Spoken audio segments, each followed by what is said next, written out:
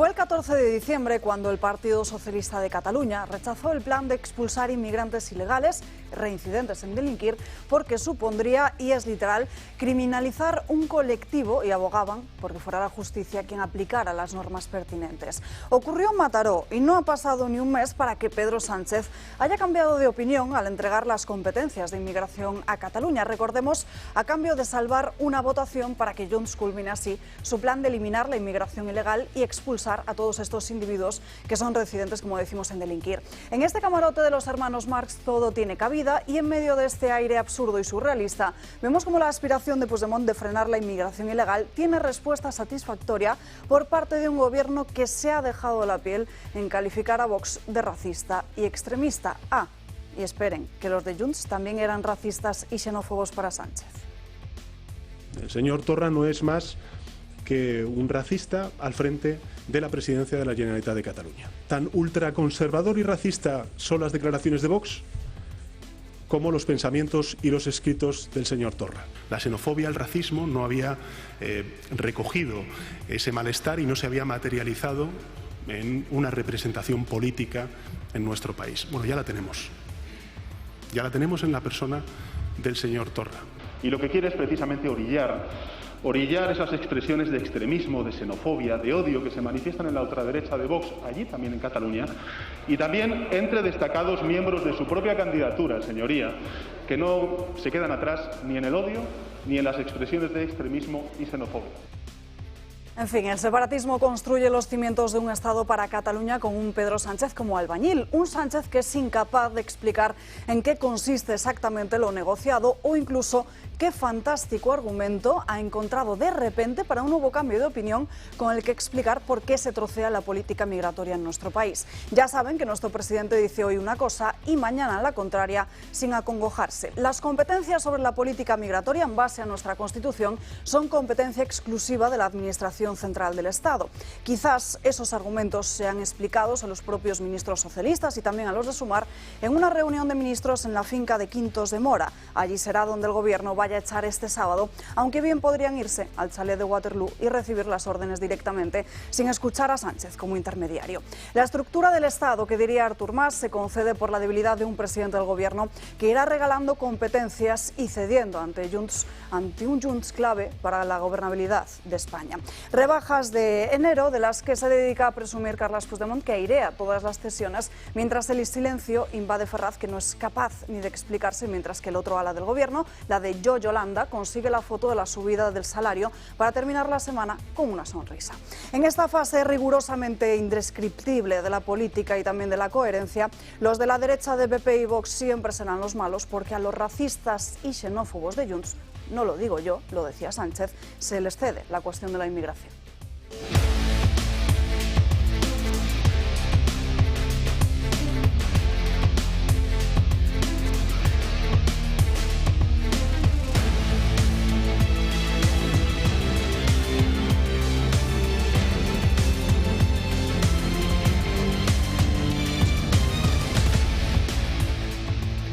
Muy buenos días, terminamos la semana este viernes aquí en Dando Caña con muchos asuntos de los que hablar, pendientes de lo que está pasando en Oriente Próximo después de que la tensión se haya elevado en las últimas horas después de que Estados Unidos y Reino Unido hayan bombardeado las posiciones de los hutíes en Yemen. Tenemos muchísimas cuestiones de las que hablar en la mañana de hoy, porque no solo la cuestión migratoria es un tema que está encima de la mesa, también la cuestión económica por toda la situación de las empresas a los que ahora Junts quiere castigar después de la fuga por el escenario político de la comunidad autónoma. Hablaremos de todo ello a lo largo de esta mañana, así que quédense con nosotros en estas 2 horas. Saludamos a los invitados que nos acompañan hoy. Josep María Francas, muy buenos días. Pues muy buenos días. Primero, yo recomendaré a los televidentes o como se llamen, que si este fin de semana tienen un rato, vuelvan a ver el programa de ayer, porque me parece que fue profético, por 2 motivos como mínimo. Uno, si te acuerdas, Bruno insistió en la importancia que tenía que no se pasara a ataques en tierra, sino que el equipo que estaba alrededor de Estados Unidos o el colectivo de países defendieran a los buques, pero no pasaran al ataque, porque eso podía llevar a grandes problemas. Y justo decirlo y poco después, antes de 24 horas, América o Estados Unidos y los ingleses han pasado al ataque, con lo cual pues hay que tener dudas de que viene ahora, ¿no? Y la segunda cosa que también fue premonitoria o fue profética es cuando dijimos que en el fondo lo que había ocurrido el día anterior era un duelo de trilleros y que los dos han sido engañados. El PSOE ha intentado engañar a Junts per Cat y Junts per Cat ha intentado humillar, es una manera de engañar como otro cualquiera, al PSOE o a Sánchez, pero que de lo que se aprobó y nada es casi lo mismo. O sea, muy poca cosa, o al menos la cosa que más se vende. Lo de la inmigración no tiene ningún futuro, lo de las empresas todavía menos, etcétera, etcétera. O sea, es cantidad de cosas y lo de que retiraran el artículo tal del código no sé qué, esto tampoco tiene ninguno, con lo cual yo no sé si se autoengañan. He visto que todas las radios esta mañana hablaban de lo mismo, de que se habían estado tomando el pelo. La única duda era la interpretación, ¿eh? Algunos interpretaban que ese tomarse el pelo era consentido y era por un tema de imagen, ¿eh? De como todo es postureo, pues si vendemos, tú vendes lo que vendes, sobre todo por parte del nacionalismo, que se habría dado cuenta pero no lo había vendido. Yo me parece que no son tan sutiles, sino simplemente que eso, entre trileros, pues se acaba mal. Y simplemente otra cosa que es muy chocante, para que se vea lo que decía yo esta semana de la estrategia de comunicación, o en algunos casos estrategia de manipulación. Se ha llegado al consenso esta mañana, al consenso entre dos y no entre tres, de subir el salario mínimo interprofesional al 5%. Y entonces se le echa en cara al PP, perdón, en este caso no es del PP, es de la patronal, o sea, al P, solo patronal, de que se ha levantado y que no ha llegado al acuerdo, vamos. Claro, pero no dicen que el escollo no era al 5%. Ni el 4%, que esto la patronal incluso estaba dispuesta al 4%, estaba dispuesta a llegar sin ningún problema. El problema está, y me corregirá la palabra porque igual la uso más, en que el gobierno no está dispuesto a indexar esta subida a los contratos públicos que tiene con la gente, ¿eh? Que eso se llama robar directamente o como cualquier otra cosa. Lo que me extraña es que no haya mecanismos jurídicos para mandar a freír espárragos a todas las administraciones que hagan eso, que es haber contratado una cosa, ellos cambiar una parte del contrato y que el otro se lo tenga que tragar. Si eso es una premonición, me da más miedo eso que lo que votaron el otro día en el Parlamento, que insisto, creo que se va a quedar en nada. Y para hablar de economía, José Ramón Riera, muy buenos días. Muy buenos días. Vamos a ver, yendo al salario mínimo interprofesional, porque me lo acaba de colocar en bandeja, aunque creo que iremos después más en profundidad al tema. ¿Por qué se ha aprobado en este Consejo de Ministros? Se ha aprobado por una razón, es una razón política, no es una razón económica. Es después del desastre ocurrido el otro día, en el cual Yolanda Díaz queda a la altura del betún, porque los de Podemos le hacen una butifarrita en sus caras, y se cargan uno de los decretos leyes que se intentaban aprobar. Hoy había prisa, Yolanda tenía que sacar adelante el salario mínimo interprofesional. ¿Para qué? Para esto, para salir en la foto diciendo he subido el salario. Es un auténtico desmadre, desmán. Esto es una auténtica locura. Una subida del 5% supone 756 euros de subida, que si le calculas el 33% de coste patronal, además hay que sumarle otros 250. Es decir, esta subida del 5% es 1.000 euros de coste para el empresario por cada persona al año. Y tú lo has dicho muy claro, es decir, ahora cógete un contrato de jardines, de no sé qué, de no sé cuánto, en un ayuntamiento que necesitas 20 personas que tenían el salario mínimo, acabas de subir el coste anual 20.000 euros. ¿Quién los paga? ¿El ayuntamiento? Por eso es la trampa. ¿Quién los paga? Sí, ¿la Diputación? ¿Quién los paga? ¿La comunidad autónoma? ¿Quién los paga? ¿La Administración Central del Estado? No, los paga el empresario. Con lo cual, o sea, esta medida es un auténtico desmán. Es decir, es absolutamente inaceptable. Y además, sin pactar con la patronal, porque la patronal tendría que haber exigido contrapartidas automáticas en todos los contratos públicos. Pero no, aquí es a tomar por saco. Esto es un disparo a la línea de flotación de muchas pequeñas y medianas empresas, porque al final vamos a ver, las grandes tienen soluciones. Las grandes compañías... Y no pagan el salario mínimo. Sí, y casi ninguna tiene salarios mínimos porque están por encima. El gran problema es autónomos, pequeñas y medianas empresas, que son el 90% del tejido empresarial al cual les estás dando en la línea de flotación, directamente en la línea de flotación. Bueno, pues nada, sigamos, es decir, nos vamos a cargar, pero vamos en dos patadas. Saludamos también en esta mesa a Ignacio Catalán. Muy buenos días. ¿Qué tal? Muy buenos días. Bueno, volviendo un poco a lo que decíais al principio, es que ayer fue la amnistía, hoy es la cesión de las competencias de inmigración y mañana será el referéndum. Por eso creo que todo lo que haga el Partido Popular tiene que ir dirigido a conseguir que este gobierno caiga. Da igual el tema, el motivo, el fondo, la forma. Con Sánchez no se puede pactar nada. Lo que hay que hacer es hacerle caer. Porque cuanto antes caiga este gobierno, mejor para el país. Cuanto más tarde en caer Sánchez, peor será para la reconstrucción de España y de nuestra democracia. Y es que lo que estamos viendo ahora mismo es que nuestra democracia y el Parlamento se ha convertido en una merienda de buitres, en la que todos aquellos que quieren mal a España, que la quieren más débil, que la quieren más empobrecida, que la quieren, en definitiva, desmembrar, tienen al aliado perfecto, que es Sánchez, que está dispuesto a dar lo que sea, al precio que sea. Eso sí, pagando todos los españoles a cambio de mantenerse él en la Moncloa. Y por lo tanto, en este lado del muro no podemos darle agua ni aliento a Sánchez. Simplemente buscar todo lo posible para que caiga lo antes posible. Saludamos también en esta mesa a Jorge Saz. ¿Qué tal? Buenos días. Sobre lo del miércoles, que es quizá lo más urgente, lo del Senado, mi pregunta es si por una doble abstención de Junts a dos tristes decretos, que tampoco es mucho más, el Gobierno ha cedido tantísima soberanía o se ha mostrado dispuesto a hacer tantísima soberanía con el tema de la inmigración, con el tema de las empresas, que no estará dispuesto a hacer cuando haya que aprobar unos presupuestos generales del Estado, que ahí sí que te estás jugando seguramente la legislatura. Llevamos 57 días precisamente desde que Sánchez fue investido y se ha hablado de amnistía, se ha hablado de que Cataluña gestione los tributos propios, el País Vasco va a administrar ya el ingreso mínimo vital, Cataluña quiere tener competencias en materia de fronteras, de inmigración. Si en 57 días ha llegado a tanto, la duda es, no sé, si esto sigue y sigue y sigue y cada votación se convierte en una subasta de este tipo, de aquí a año y medio no nos queda Estado ya para entregar, no nos quedaría prácticamente nada. Sobre el tema de la inmigración, una reflexión muy rápida y muy concisa.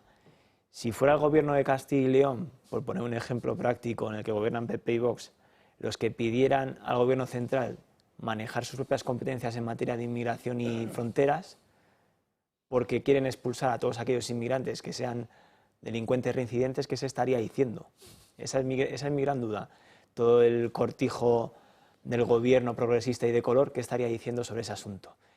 Y luego, por continuar por último ya con el melón que ha abierto Francás sobre si estas cesiones pactadas con Junts son papel mojado o no, o sobre si son materializables o no, es verdad que son graves, pero que todavía creo que tienen un margen de aplicación bastante limitado, desde el momento en el que no es Junts quien gobierna la Generalitat, que todavía lo sigue siendo Esquerra, y desde el momento en que seguramente hay algunas cuestiones que tienen dudoso encaje legal, aunque bueno, para eso ya también está Conde Pumpido, que es un poco el que baja y el sube el pulgar, ¿no?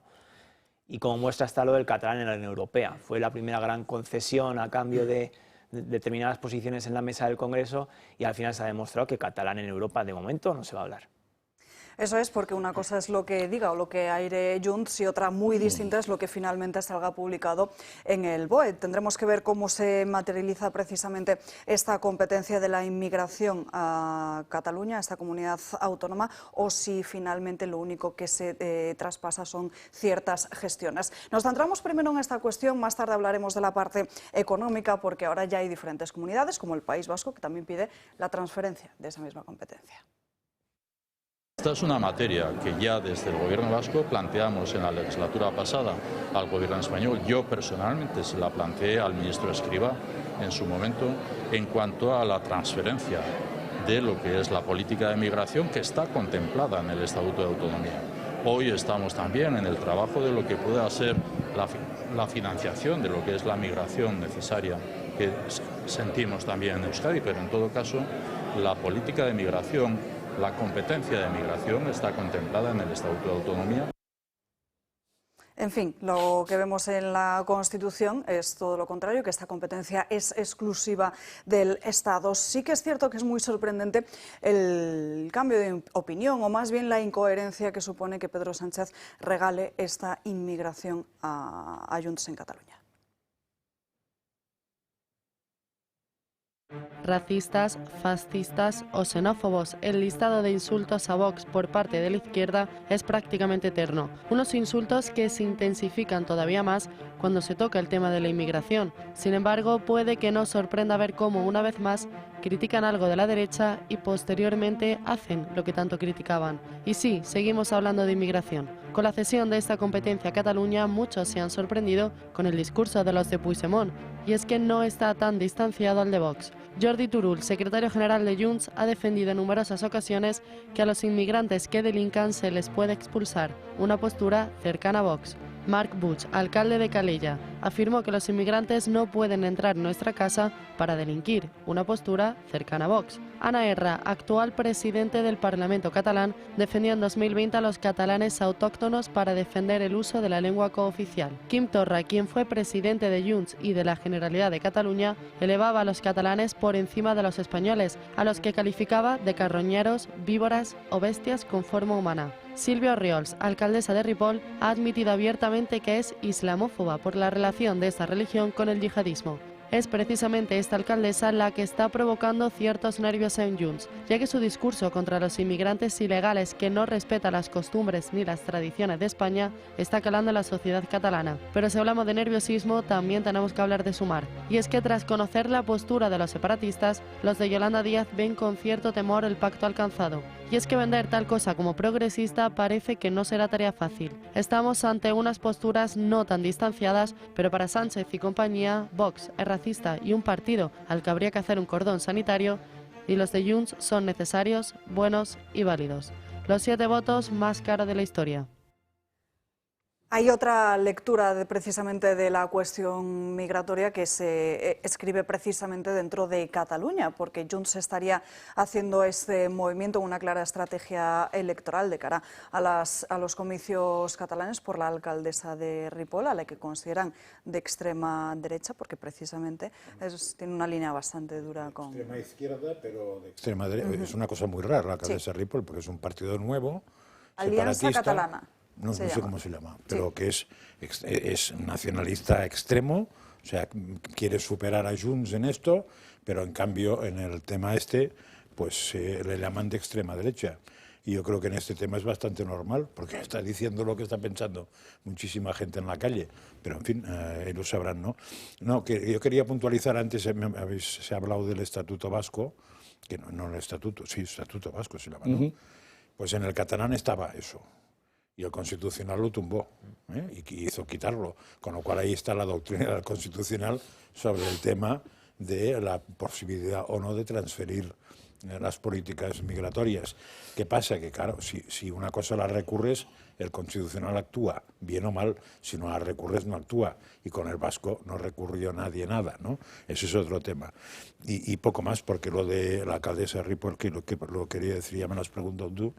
O sea que en este tema, a mí me parece que lo que está pasando es que los alcaldes, eso ocurre como siempre. La política municipal es la que está en la calle, simplemente porque el alcalde pasa por la calle, o sea, y tiene que ir a comprar, y su mujer también, y claro, en Madrid, pues el alcalde puede no hacer nada, pero en un pueblo de 10.000 habitantes, de 20.000 o de 25, el alcalde tiene que ir al médico, ¿no?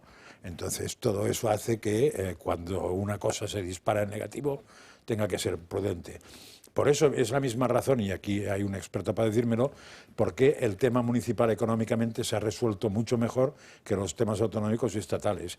Y los ayuntamientos hace tiempo que no suelen gastar más de lo que pueden. Coño, porque con la crisis se vio los pufos que había y los ciudadanos iban por el alcalde diciendo: ¿de qué más he endeudado a mí durante 10 años a no sé cuántos millones de euros este ayuntamiento si no tenemos ni para poner aceras? Con lo cual el alcalde se lo piensa mucho antes de hacer el gilipollas.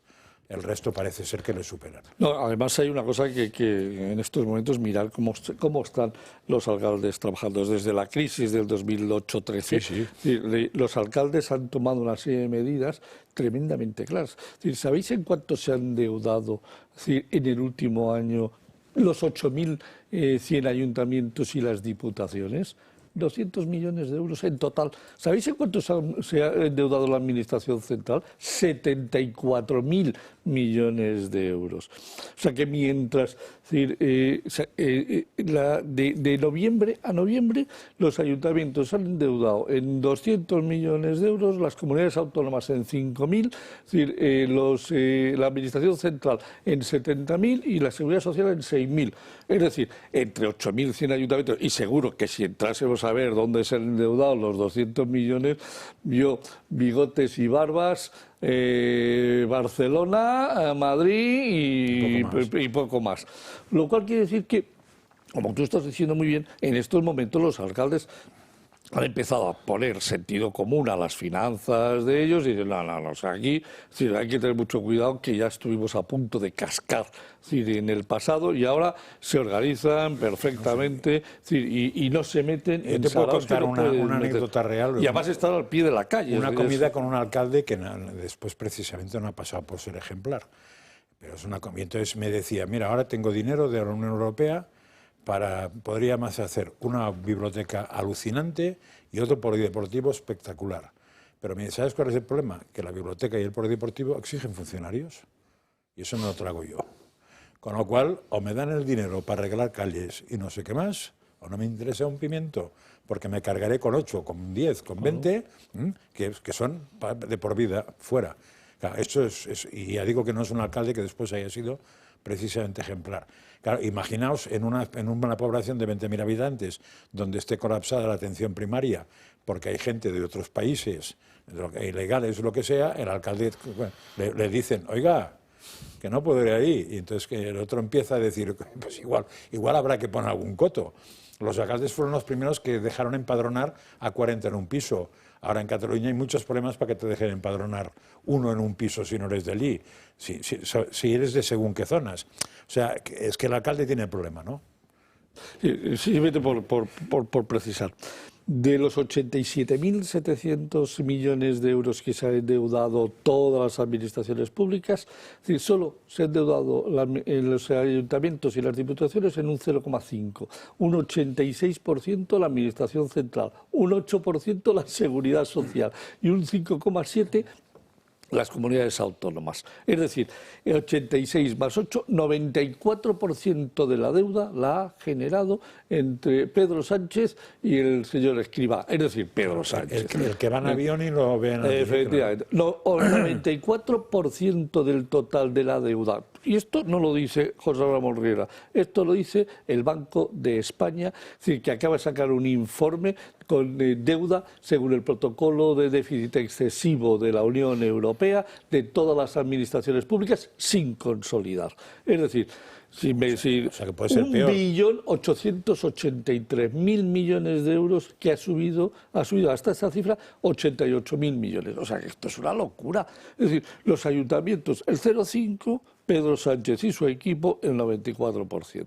Ignacio.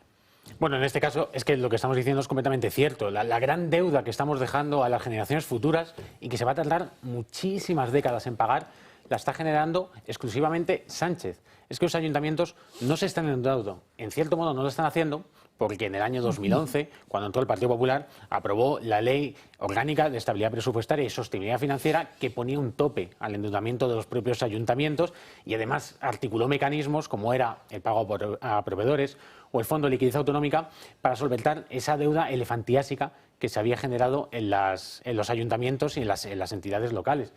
Y claro, es que ese 86% de endeudamiento que decía José Ramón del Estado, claro, ¿cómo no va a ser? Si tenemos el gobierno más caro de la historia, tenemos el presidente que más se gasta en sus propios desplazamientos. Y el 8% en la Seguridad Social, total un 94%. Exactamente. Claro, pero es que si tenemos un gobierno, el más grande de la historia, el que más se gasta, o un presidente del gobierno que, por ejemplo, se gasta 30.000 euros al año en su propio maquillaje, ¿cómo no vamos a estar generando esta gigantesca deuda?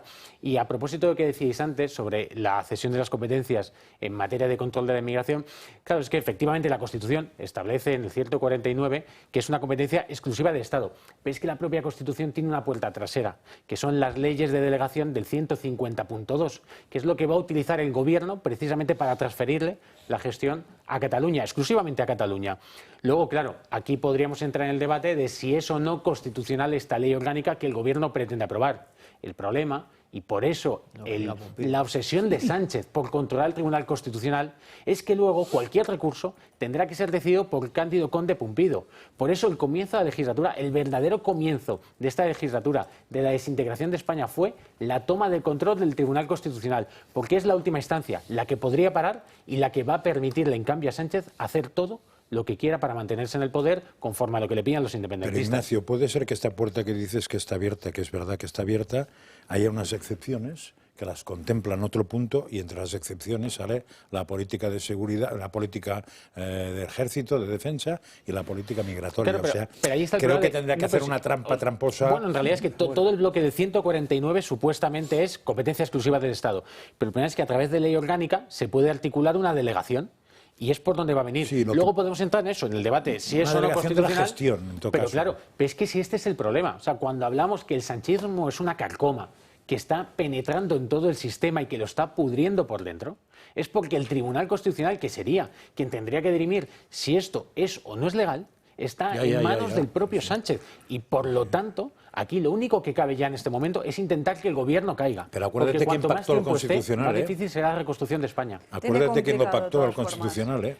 Lo del tema de la inmigración, si se lleva a ley orgánica, tiene un problema y una dificultad. Quiero decir, si de verdad se lleva a ley orgánica, que una comunidad autónoma pueda tener o gestionar las competencias en materia de inmigración y fronteras, ahí me gustaría ver qué es lo que vota Coalición Canaria, que recibe la mayoría de los inmigrantes, qué vota Sumar o Esquerra, que son partidos abiertamente de izquierdas, ¿no? Entonces, tal y como está repartida las mayorías, en Sumar están bastante enfadados, a poco que se le caiga a Podemos, a poco que se le caiga a Coalición Canaria, las cuentas ya no le salen, ¿no?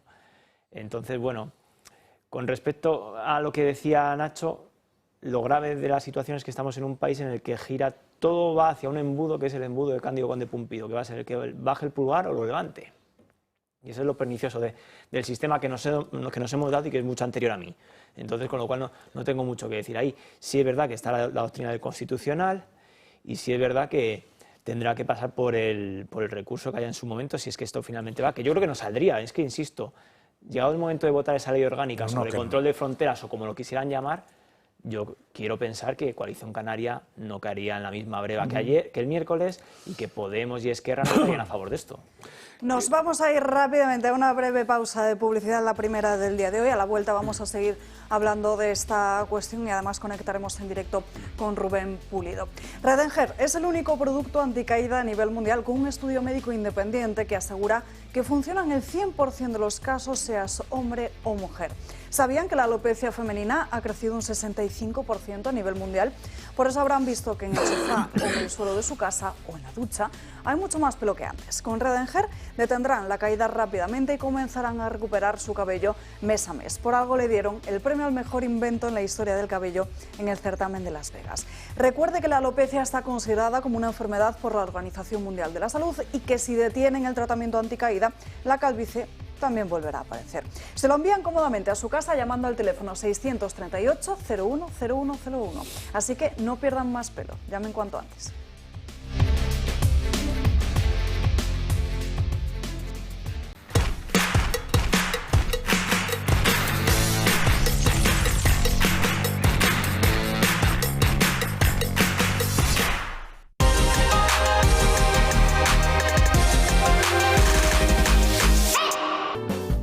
Hoy, en Recomendaciones del Toro, les hablamos de Olivos Montemayor, leña de olivo a domicilio a toda España en sacas paletizadas. Haga su compra en la web www.olivosmontemayor.com y recíbalo en 72 horas en su domicilio.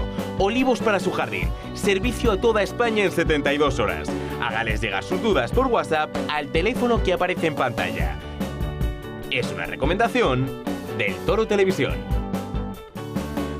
Pardo Stone Design es una empresa líder en manipulación de la piedra natural y cuenta con los sistemas operativos más avanzados del mercado y el conocimiento puramente artesanal.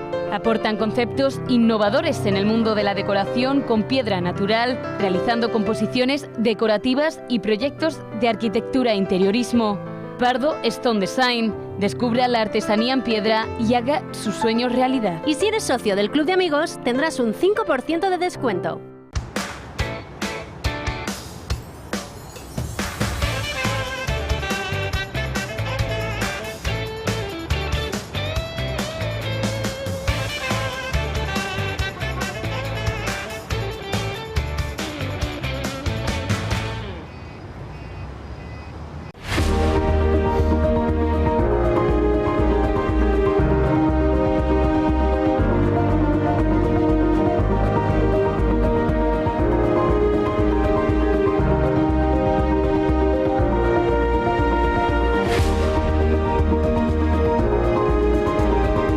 Si enseña su carnet de socio del Club de Amigos, tendrá un 10% de descuento en el total de su factura.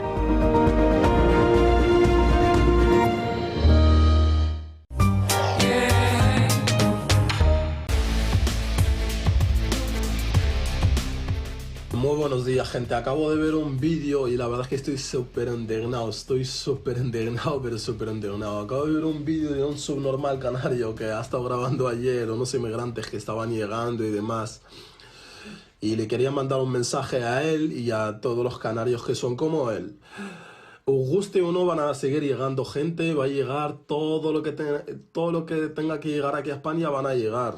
Todos los que tengan que llegar van a llegar. Vosotros no decidís quién llega y quién no. Vosotros decidís en vuestras casas. Entra en tu casa y decide, porque España no es tu casa. Una cosa que seas español y otra cosa que seas el dueño de España, que hay que diferenciarlo, ¿vale? Puedes ser de aquí, pero tú no eres dueño de aquí. El que quiera llegar, que llegue. Aquí, a Francia, a Inglaterra, a China, a todos los lados del mundo. El que se quiera ir, que se vaya. Da igual la forma que se vaya para allá. Eso ya no es problema vuestro. Vosotros meter eso en vuestra vida.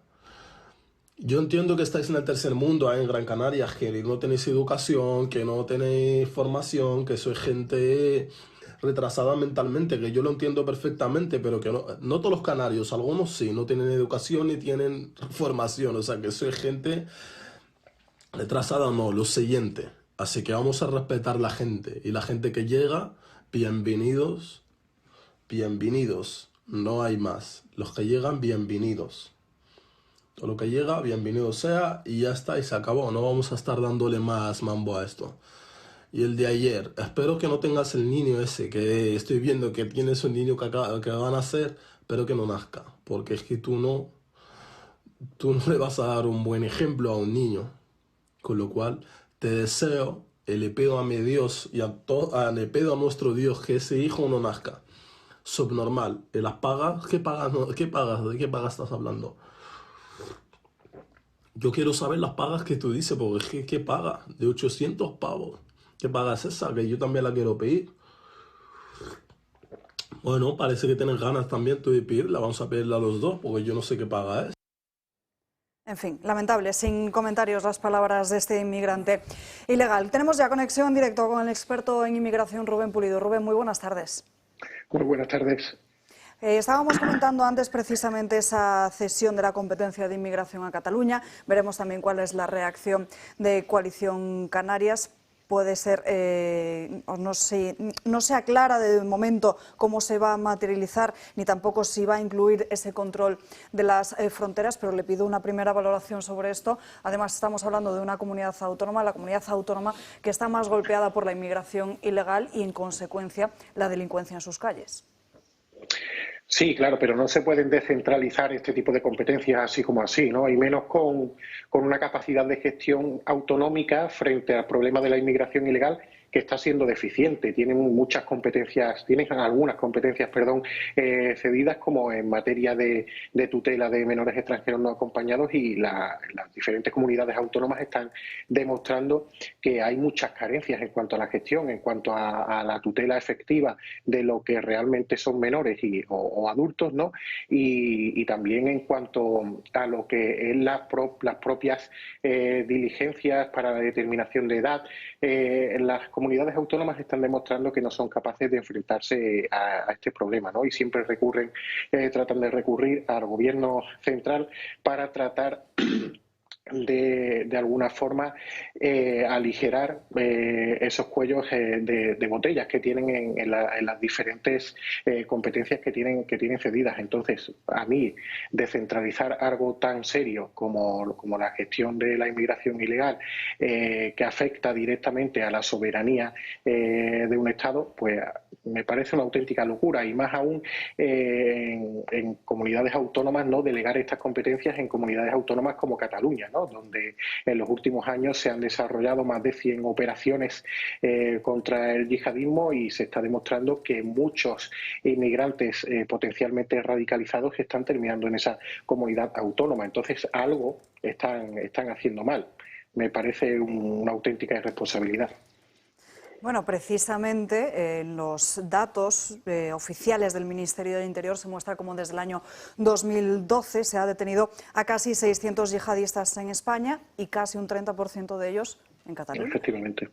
Así es, y las últimas operaciones, por ejemplo la operación Arbac, que fue la última operación contundente, ¿no? Donde se detienen 5 terroristas, 5 yihadistas que estaban preparando un atentado de forma inminente. Eso ocurrió en octubre del año 2020. Se pudo evidenciar que estos yihadistas, que todos los detenidos habían accedido a territorio español a través de las vías de la inmigración ilegal, y habían buscado refugio en la comunidad autónoma de Cataluña, porque era donde mejor podían establecer luego sus contactos futuros para preparar lo que se estaba preparando, ¿no? Entonces, hay unos condicionantes en la comunidad autónoma, en Cataluña, hay unos condicionantes a través de los cuales no solo estos potenciales terroristas, no solo estos yihadistas, sino gran parte de la inmigración ilegal se siente cómoda. Los yihadistas, porque hay una red de mezquitas que tiene unos contactos muy fluidos con otras mezquitas europeas que son fuentes de radicalización islámica. Y luego la inmigración adulta y los menores extranjeros no acompañados, porque están encontrando unos condicionantes económicos favorables, unos subsidios económicos, un trato, unas prebendas que no se les está dando en otras partes de España, como sucede también en el País Vasco, ¿no? Pero Cataluña tiene un problema aún mayor, ¿no? Porque se está detonando también en una delincuencia creciente en sus calles. Vivimos ajeno a ello, ¿no? Pero en Barcelona todos los días hay múltiples delitos relacionados con esa inmigración, y no es algo que me invente yo. Cualquier periodista que quiera ahondar en este hecho solo tiene que preguntar a la Guardia Urbana o a los Mossos de Escuadra, y le darán cuenta de lo que sucede cada noche en las calles de Barcelona. Rubén, ¿a cuántos ilegales se han expulsado desde que Pedro Sánchez llegó al Palacio de la Moncloa? Pues de los más de 275.000 inmigrantes ilegales que han entrado desde junio de 2018, pues poco más de 35.000. Una ínfima parte de todos los inmigrantes ilegales que están accediendo a territorio español. Luego hablamos de cifras oficiales, más de 275.000, sí, ciñéndonos a cifras oficiales, pero hay un fenómeno en estos últimos años sobre el que se está haciendo muy poco hincapié, y sobre todo también se ha agravado este verano con la entrada en juego de las narcolanchas, ¿no? Y me refiero a que en provincias como Almería, como Granada, como la región de Murcia también, por ejemplo, esa presión migratoria proveniente desde Argelia y ahora también desde Marruecos, con la entrada en juego de esas narcolanchas, no permite a las fuerzas y cuerpos de seguridad del Estado actuar. Es decir, hay una presión logística que está por encima del despliegue de efectivos en los puntos calientes de la inmigración ilegal. Entonces, muchas de estas embarcaciones están entrando ajenas a todo tipo de controles policiales. A mí, efectivos de las fuerzas y cuerpos de seguridad del Estado me han llegado a hablar en algunos momentos que si parten parten, ¿no? Desde el norte de Argelia 40 embarcaciones con destino a la provincia de Almería, con los actuales efectivos y con los actuales medios de los que disponen, van a poder interceptar la mitad. Habrá otras 20 embarcaciones que entrarán sin ser controladas y esta vía es la que están utilizando precisamente los perfiles de los que hablaba antes. Esta vía es la que utilizó Abdel Bari en el año 2020, uno de los terroristas del Daesh más buscados a nivel europeo. Esta vía de entrada y este condicionante es el que utilizaron también los integrantes de la operación Arbac. Entonces hablamos de más de 275.000 inmigrantes ilegales en base a datos oficiales. ¿Cuántos han accedido a territorio español, sobre todo en estos 3 últimos años que se están dando las condiciones que he señalado? Pues no lo sabemos nunca, pero posiblemente se hayan sobrepasado ya la cifra de los 300.000 inmigrantes ilegales en los últimos años, y las expulsiones que se están acometiendo pues son irrisorias frente a la magnitud de este problema. Por tanto, no se está enviando un mensaje adecuado y el efecto llamada pues sigue más activo que nunca. Un efecto llamada que además se potencia con la propia publicación y casi la retransmisión en directo de lo fácil que es llegar a España y de lo cómodamente que viven estos ilegales en nuestro país. No sé cómo se habrán tomado, si has podido hablar con ellos, con algunos agentes en las últimas horas, después de conocer precisamente esas intenciones de Pedro Sánchez de ceder las competencias de inmigración a Cataluña. Pues lo ven como lo estoy viendo yo, ¿no? Por ejemplo, la Comisaría General de Extranjería y Frontera y los diferentes servicios de información de Policía Nacional y Guardia Civil llevan muchos años invirtiendo grandes esfuerzos para dar con las redes criminales que están azuzando toda esta inmigración ilegal en origen, en Argelia, en Marruecos, para detectar las mafias, los traficantes que están afincados en territorio español. Es decir, es un trabajo de investigación de años, ¿no? Porque resulta realmente complejo entrar en estas redes, entrar en las interlocuciones que se producen entre esa inmigración y estos traficantes. Entonces ahora ceder todo eso, poner todo eso en manos de las comunidades autónomas, pues lo ven también como una gran irresponsabilidad. Al final los que tienen la guardia y custodia de fronteras son Guardia Civil y Policía Nacional en apoyo. ¿Quién va a controlar el problema desde las comunidades autónomas? ¿Los Mossos de Escuadra? A ver, ya llevan preparándose años también hay que decirlo, ¿no? Con la incorporación de esos diferentes dispositivos de detección marítima y demás, pero de esa preparación al hecho hay un acto muy irresponsable bajo mi punto de vista y bajo el punto de vista de estos efectivos de las fuerzas y cuerpos de seguridad del Estado, que pueden ver entorpecida la labor que han venido desarrollando durante años para tratar de luchar contra la inmigración ilegal. Rubén Pulido, muchísimas gracias por estar con nosotros en directo. Un placer, como siempre, escucharte. A vosotros siempre. Buenas tardes. Seguimos hablando de Junts porque la otra cuestión está en la parte económica, con esas intenciones de que vuelvan las empresas a Cataluña. Sin embargo, en vez de aplicar el mismo modelo como hacen otras comunidades autónomas, como la Comunidad de Madrid, de incentivar su vuelta, lo que quieren hacer es todo lo contrario, castigarlas para que vuelvan. Las cesiones que está haciendo el PSOE a Junts a cambio de su apoyo político está provocando diferentes movimientos. Junts quiere la vuelta de las empresas que abandonaron Cataluña debido al referéndum ilegal de 2017. Puigdemont pretende una reforma de la Ley de Sociedades de Capital. El gobierno de Mariano Rajoy impulsó un decreto que permitía a los consejos de administración de las entidades tomar las riendas de las decisiones en vez de que lo hicieran las juntas de accionistas. El líder de Junts ahora quiere revertirlo. No solo eso, sino que reclaman que se sancione a las empresas que no regresen a Cataluña. Las entidades lo que buscan es estabilidad y seguridad jurídica. Junts exige al PSOE la aprobación de incentivos para las que mantuvieron su sede en Cataluña y aquellas que vuelvan, sancionarlas. Otras comunidades tienen directamente beneficios y ayudas. Además, Hacienda permitirá a Cataluña cocinar sus balanzas fiscales para justificar un cupo como el vasco. Los separatistas quieren que la administración publique datos oficiales para resaltar las diferencias entre comunidades autónomas. Sobre todo, se quejan de la situación del País Vasco y Navarra. Por otro lado, las fugas de las financieras como CaixaBank y Banco Sabadell a la Comunidad Valenciana, así como casi 1000 empresas, han hecho que Carlos Mazón apueste totalmente por ellas. Vamos a defender a las 974 empresas que ya son de la Comunitat Valenciana, para su estabilidad, para su crecimiento, para su desarrollo voluntario y agradable en el entorno de la Comunidad Valenciana. Son empresas valencianas, alicantinas y castellonenses, y las vamos a defender. El mecanismo que pretenden los secesionistas es complicado, pero demuestra que Junts exige y el gobierno planea y concede. Francas. A ver, yo es que, aparte de eso, tengo alguna pregunta para hacer después, ¿no? Pero yo supongo que si ahora yo fuera una empresa que pensara crearse o afincarse o trasladarse o venir del exterior a Barcelona, a Lérida, a Gerona o eso, a partir de hoy tengo claro que no voy.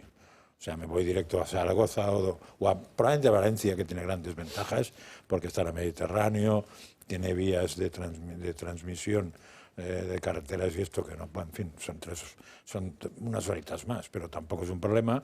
Pero claro, irme a un sitio donde unos tíos, si algún día me tengo que ir, me pueden hasta multar, o al menos en su cabeza cabe eso, porque yo creo que no van a poder hacer nada de eso. Pero me da igual que lo hagan o no. Si en su cabeza cabe la opción de multar al que no está dispuesto a quedarse ahí, yo no me meto. Vamos, hay que ser, con perdón, gilipollas, para montar a partir de hoy una empresa en Cataluña, directamente. Hay que serlo, ¿eh?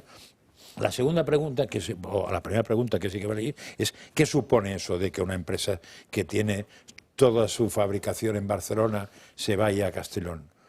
Pues es la sede fiscal, es la sede legal, paga los impuestos en Castellón.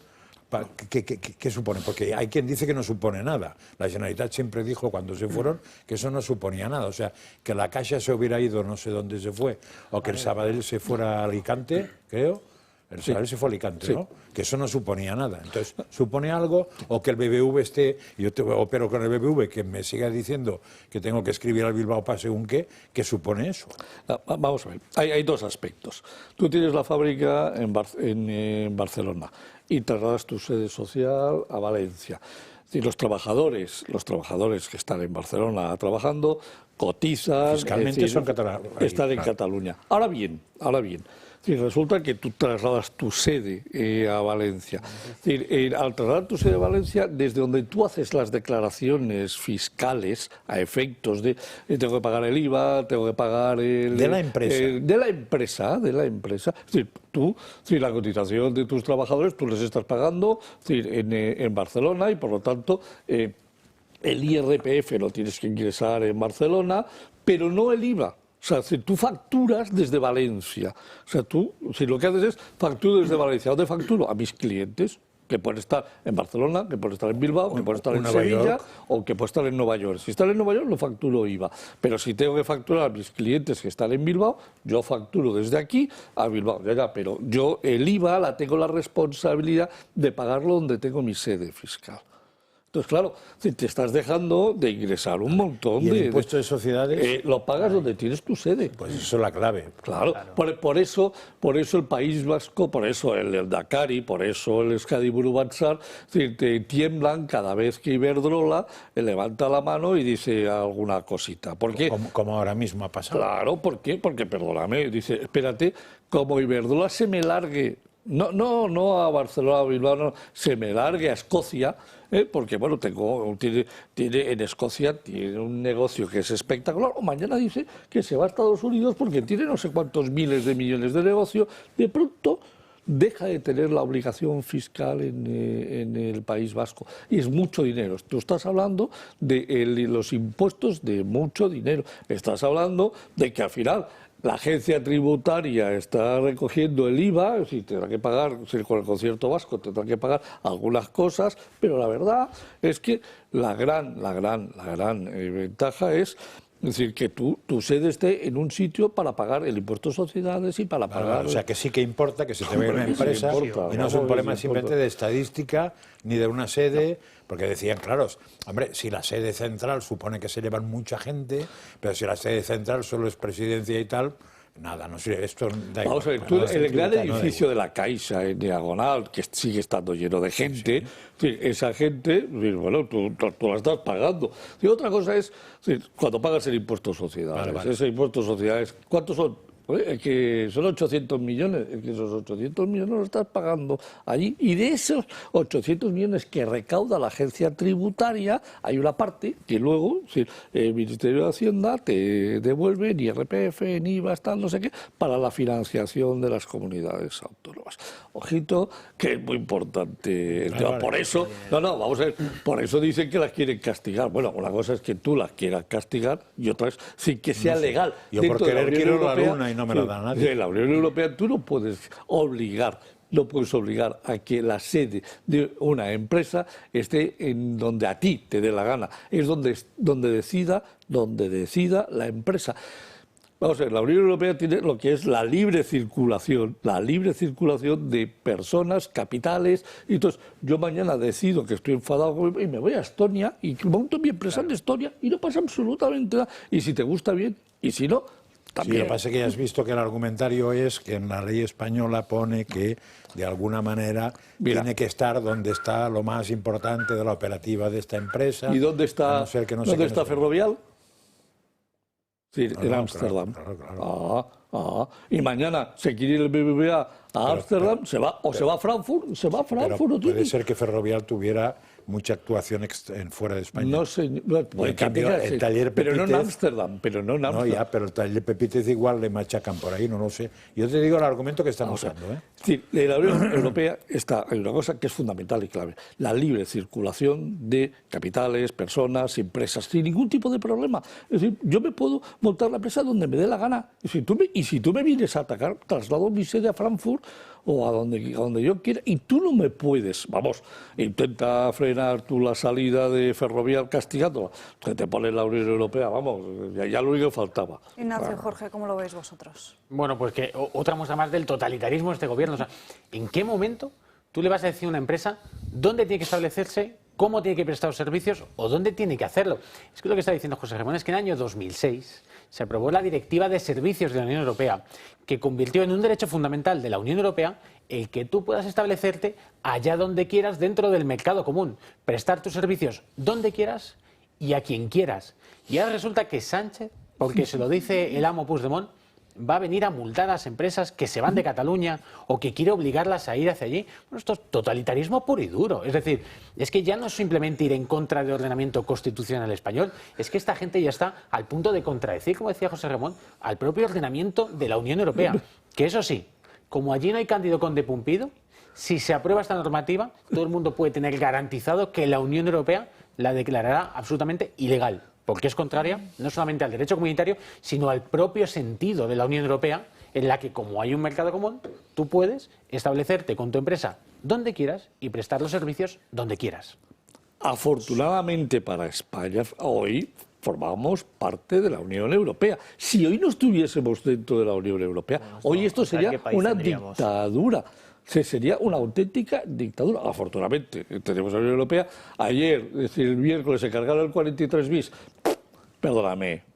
Ya vas a ver tú cuando le llame Didier Reynders, al ministro, al Perejil Bolaños. Vas a ver tú la carita que se le va a poner al Perejil cuando le llame Didier Reynders. Vas a ver. Jorge. Yo sobre lo de las empresas un apunte. Veo improbable lo de multar, obviamente, porque hay una legislación europea y porque es contrario al derecho, incluso al nuestro derecho. Sí me preocuparía que el gobierno tragase con imponer o aprobar incentivos para que esas empresas volvieran a Cataluña. Quiero decir, yo creo que los impuestos no pueden destinarse a untar a las empresas que se vayan a Cataluña.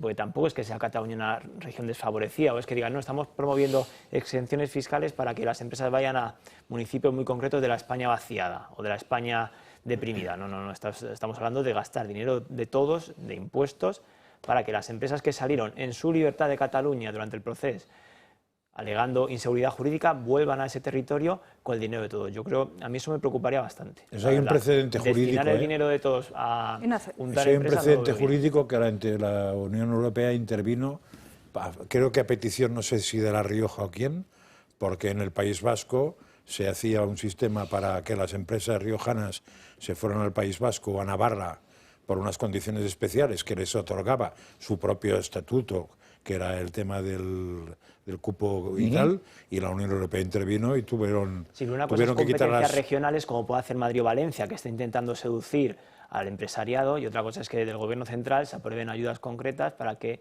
esas empresas que se fueron en su libertad y en su miedo también vuelvan a Cataluña. Creo que ahí hay un matiz que... Es como dice Jorge, es que ¿quiere Cataluña que sus empresas vuelvan? Yo le doy una solución muy sencilla, que copien a Madrid, que generen un entorno competitivo, que quiten todos sus impuestos. Cataluña tiene 24 impuestos propios, Madrid tiene 0, que generen seguridad jurídica, que generen entornos de sinergias, que las administraciones públicas trabajen a favor de esas empresas para generar buenos entornos. Y ya le digo yo cómo las empresas volverán. Porque las empresas lo que buscan es fundamentalmente el beneficio para sus clientes y para sus propietarios, para sus accionistas. Y por lo tanto huyen de los sitios donde les roban o donde les generan entornos de inseguridad. Y van a lugares como Madrid, o como por ejemplo está pasando ahora mismo en Andalucía, donde les ponen pocos impuestos y les generan entornos competitivos y de seguridad. Por lo tanto, que no hace falta la dictadura de Sánchez para esto. Pueden hacerlo conforme a las normas por las que todos nos regimos, que son, y volviendo al tema de antes, las del mercado común de la Unión Europea. Nos tenemos que ir a una pausa de publicidad, la segunda del día de hoy. A la vuelta hablaremos de inflación, también hablaremos de la subida del salario mínimo, de los datos que nos ha preparado José Ramón Riera y más asuntos, y también las crónicas de Manicomio de Gabriel Serrano. Unos minutos, aquí seguimos. Hoy Carlos Rodríguez, antiguo presidente de la Diputación de Cáceres, ha declarado en un interrogatorio debido a que está siendo investigado por un delito de prevaricación. Hombre, usted está investigado. Sí, y el tema de las cruces se ha archivado 2 veces. 2. 14 contratos, alcalde. 2. 2,5 millones, alcalde. 2. ¿No le parece muy sospechoso que usted, a una empresa de 200... A ti. Pues qué pelotazo, ¿no? De 200.000 a 2 millones en un año. Según lo mire. Según lo mire.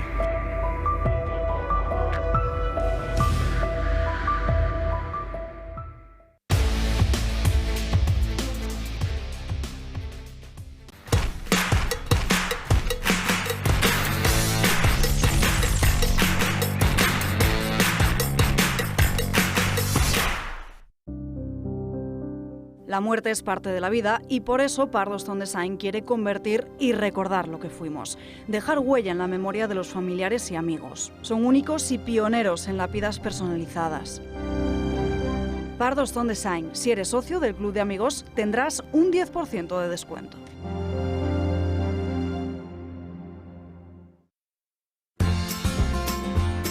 Cultivado en el regadío de Lodosa, Navarra, bajo la indicación geográfica protegida Espárrago de Navarra, este producto se ha convertido en la auténtica joya de la huerta de Conservas Perón.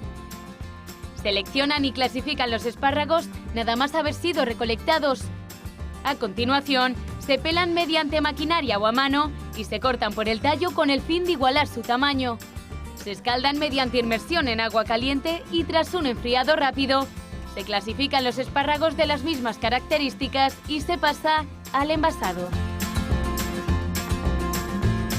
Gracias a su blancura, su textura suave y su delicioso sabor, el espárrago de Conservas Perón se ha convertido en uno de los productos más valorados de toda la geografía nacional.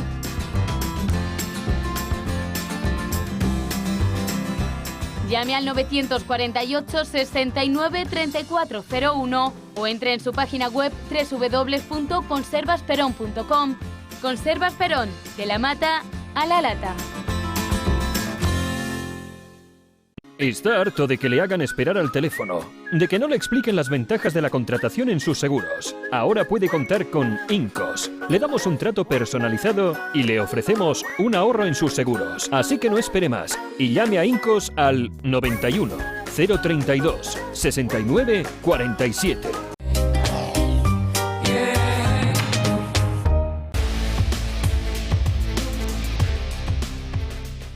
Ya estamos de vuelta en Dando Caña, nos acercamos a la 1 en punto de la tarde y como siempre a esta hora Gabriel Serrano con sus crónicas de Manicomio. Buenas tardes, Gaby. Muy buenas tardes, Alba. El coronavirus ha vuelto a nuestras vidas, aunque nosotros no tengamos el propio virus dentro, pero sí las políticas y las decisiones que están tomando los gobernantes. Y vamos a hablar de Anthony Fauci, que era el epidemiólogo de jefe de la Casa Blanca, y ha tenido una entrevista con el subcomité especial sobre pandemia de coronavirus, un estamento estadounidense oficial, Y en esa propia entrevista reconoce que se inventó la imposición social durante la pandemia del coronavirus. Esta entrevista está transcrita, ha sido durante 14 horas y 2 días, no hay imágenes sobre ello, pero se puede ver que ellos mismos publican que el doctor Fauci afirmó que la recomendación del distanciamiento social de 6 pies de distancia, la distancia que tenía en Estados Unidos, promovida por los funcionarios federales de salud, probablemente no se basó en ningún dato, que simplemente apareció. Entonces aquí pues, lo podemos hilar ahora también con la imposición que tenemos de las mascarillas, que no se basa en nada científico, simplemente son decisiones propias. Y también la entrevista continua reconoce que la hipótesis de la fuga de laboratorio no es una teoría de la conspiración. Aquí habla sobre que el coronavirus pues, escapó del laboratorio de China, él lo deja caer, luego ya cada uno no dice que se confirma ni lo desmiente, simplemente lo deja caer y que cada uno saque sus propias conclusiones. Entonces, en la entrevista transcrita del doctor Fauci, reveló fallas sistémicas en nuestro sistema de salud pública y revela serias preocupaciones procesales con nuestra autoridad de salud pública. Estamos hablando del responsable científico de la lucha del coronavirus en Estados Unidos. Pues es parecido al que teníamos a Fernando Simón, ¿no? Bueno, hay algunos matices. Yo pensaba que ibas a hablar del comité de expertos que no existía. No, también. Es que me vale exactamente lo mismo. Es que yo recuerdo a Fernando Simón diciendo que esto no va a pasar de ser nada. Cuando Italia estaba infectada y, vamos, caían uno detrás de otro, o sea que... Aquí el jefe que se encargaba de la lucha contra el coronavirus de Estados Unidos, pues ellos mismos establecieron unas diferentes políticas y años después están diciendo que no se basan, por lo menos aquí en Estados Unidos lo reconocen, aquí en España aún nadie y reconocen que se inventaron lo de la distancia social, que luego, oye, más o menos con sus matices ha demostrado que incluso viene bien, ¿no? Y al fin y al cabo es inequívoco e incontrovertible que estar separado de alguien que tiene un virus respiratorio te protege ante él. Quiero decir, aquí el problema es que en España se inventaron el comité de expertos, dijeron que no hacía falta mascarillas para tapar una carencia de materiales. Es decir, porque aquí cuando empezó la pandemia, yo me acuerdo, decían que la mascarilla igual tampoco hacía falta, cuando en verdad, si es una enfermedad de contagio respiratorio por vía aérea, lo suyo es, oiga, tápese usted con lo que tenga a mano, sea una mascarilla o sea la braga esta con la que sale a correr, ¿no? Pero Fernando Simón es una autoridad administrativa, por decirlo así, y este señor, además de una autoridad administrativa, era una autoridad médica a nivel mundial, de los médicos más reputados de Estados Unidos. Con lo cual no es lo mismo que se lo invente el funcionario de turno, que sería Simón, a que se lo invente un señor que quemó su prestigio directamente. Es como el que tenemos aquí haciendo estadísticas, ¿no? Claro que es un señor que es catedrático de universidad del tema, entonces cuando pontificaba antes se lo creían, ahora se ha cargado toda su vida profesional y Fauci era la eminencia y ahora es una patata, a nivel médico.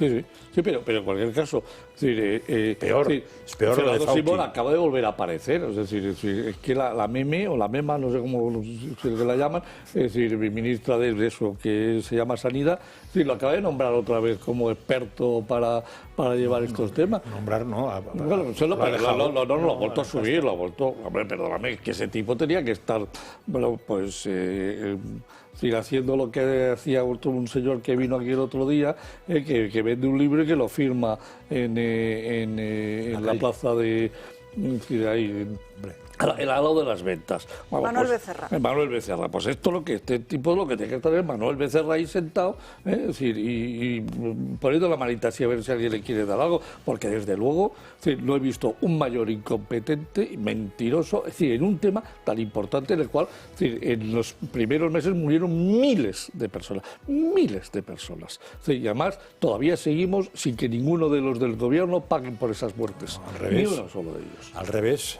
Y se vanaglorian. Simón, primero Fernando Simón. Se vanaglorian de su actuación. Sí. Y no es llamativo que estas decisiones, estas imposiciones que los ciudadanos tuvimos que sufrir, que nos tuvimos que encerrar en casa, teníamos que utilizar y seguir diferentes protocolos que ellos mismos anunciaban, que se está demostrando que no se basa en nada científico y aún así nos lo quieren volver a imponer. La incoherencia política que estamos viviendo con este tema, que nadie niega pues que el virus está ahí, que el virus ha matado a muchísimas personas, por supuesto, y eso va a quedar ahí siempre, pero que las medidas que están tomando los gobiernos no hay un informe, no se basa en nada que diga, oye, pues con esto paramos un poco la propagación, con esto hay menos virus. No, totalmente lo contrario, que sigue habiendo lo mismo.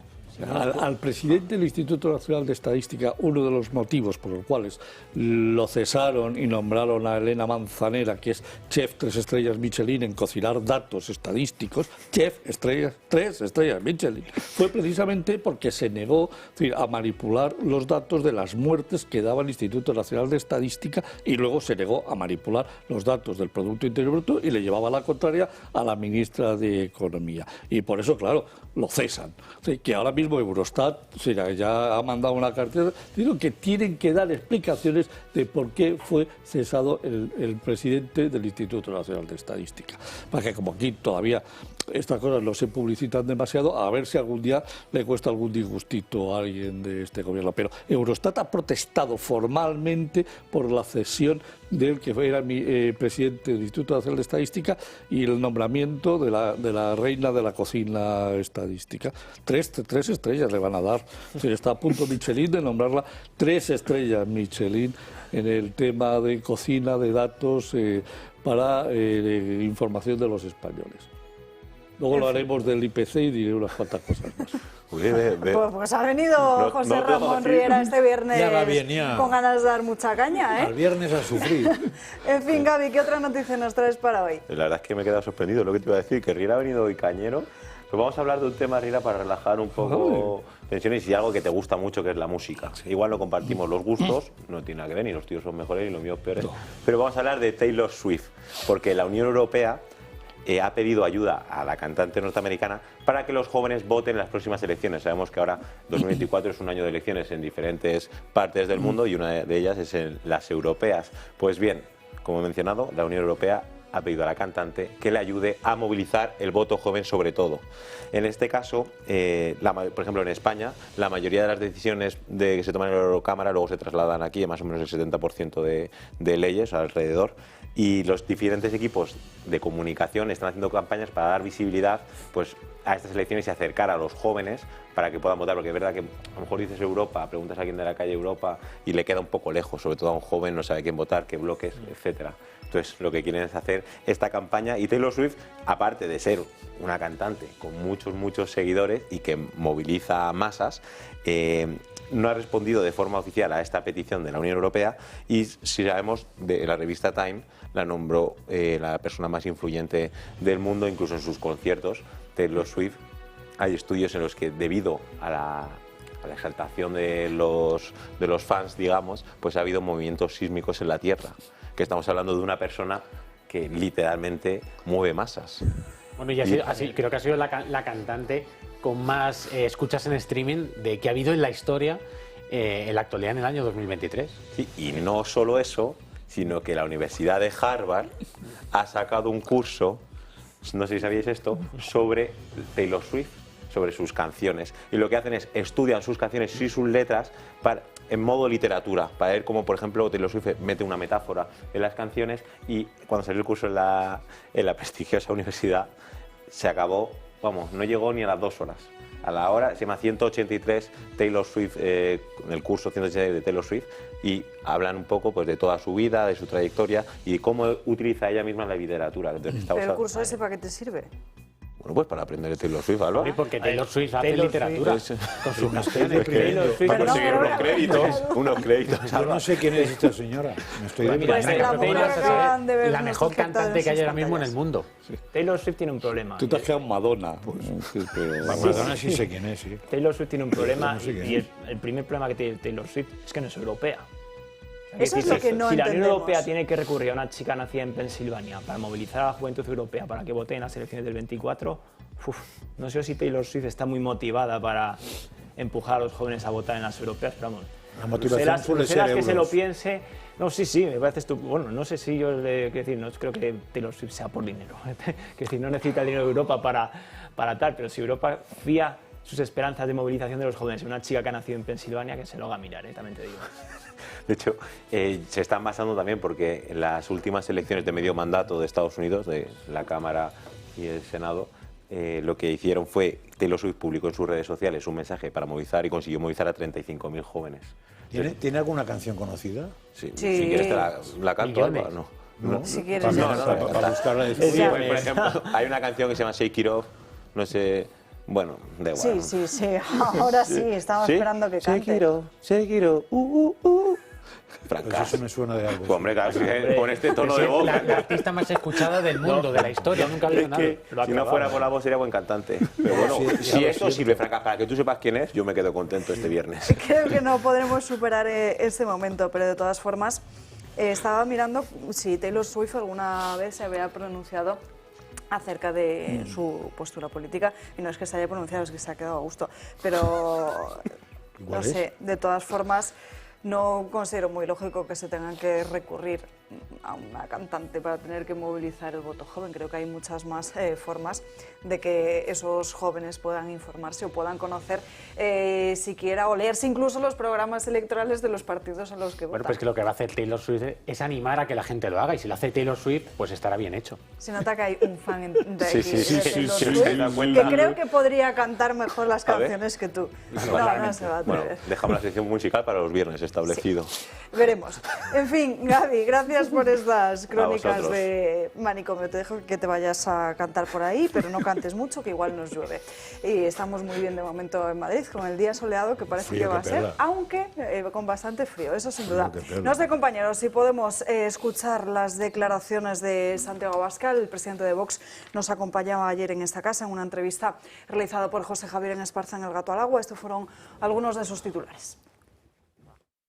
Bueno, yo creo que es una demostración de hasta qué punto ha llegado el gobierno de España, un gobierno sin escrúpulos, entregado a todos los enemigos de España, entregado a todos aquellos que no tienen ningún interés en que a España le vaya bien, y ayer se demostró cómo son ellos los que tienen la sartén por el mango y chantajean al gobierno permanentemente. Y el gobierno, una vez más, paga la factura con la integridad del Estado, cediendo en este caso las competencias de manera apresurada, en un día, era un asunto que no estaba ni encima de la mesa.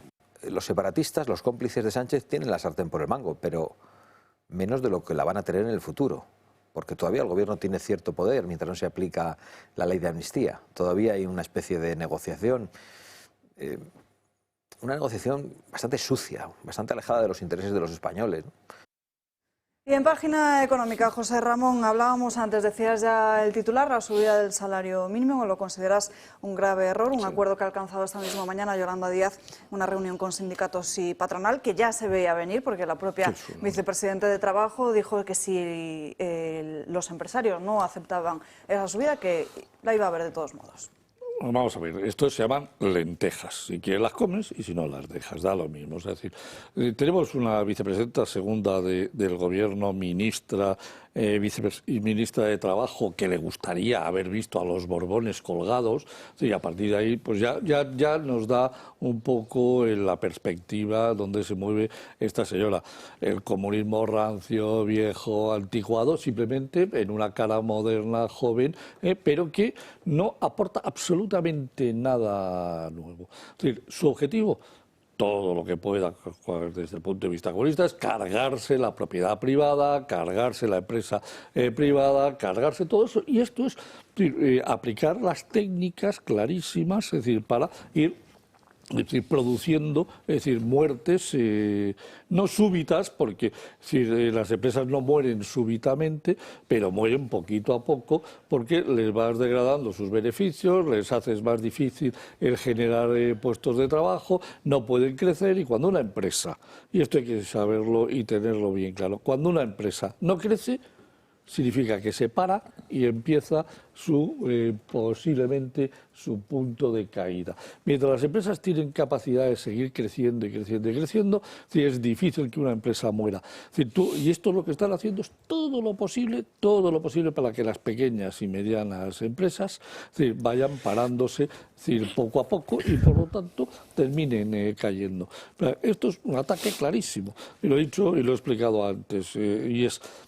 no es una subida del 5% al salario mínimo interprofesional, es una subida del 5% más el 33% de esa subida, que es otro 1,5 puntos, que pagan los empresarios. Es decir, a los cuales nadie les ha preguntado si esto le parece bien o no, porque no se ha pactado con ellos.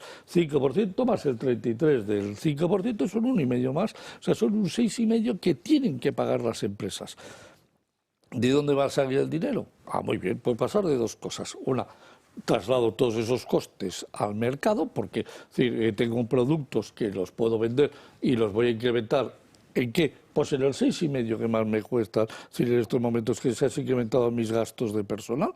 Es decir, con lo cual voy a subir los precios y por lo tanto voy a afectar directamente a la inflación. ¡Pumba! Sí, ¿por qué? Porque es que no me queda otro remedio. Si quiero seguir ganando lo mismo, tengo que subir los precios. Y la otra es, no puedo subir los precios porque tengo contratos con las administraciones públicas, a tomar por saco. Es decir, me acaban de hundir un 6,5% mis beneficios.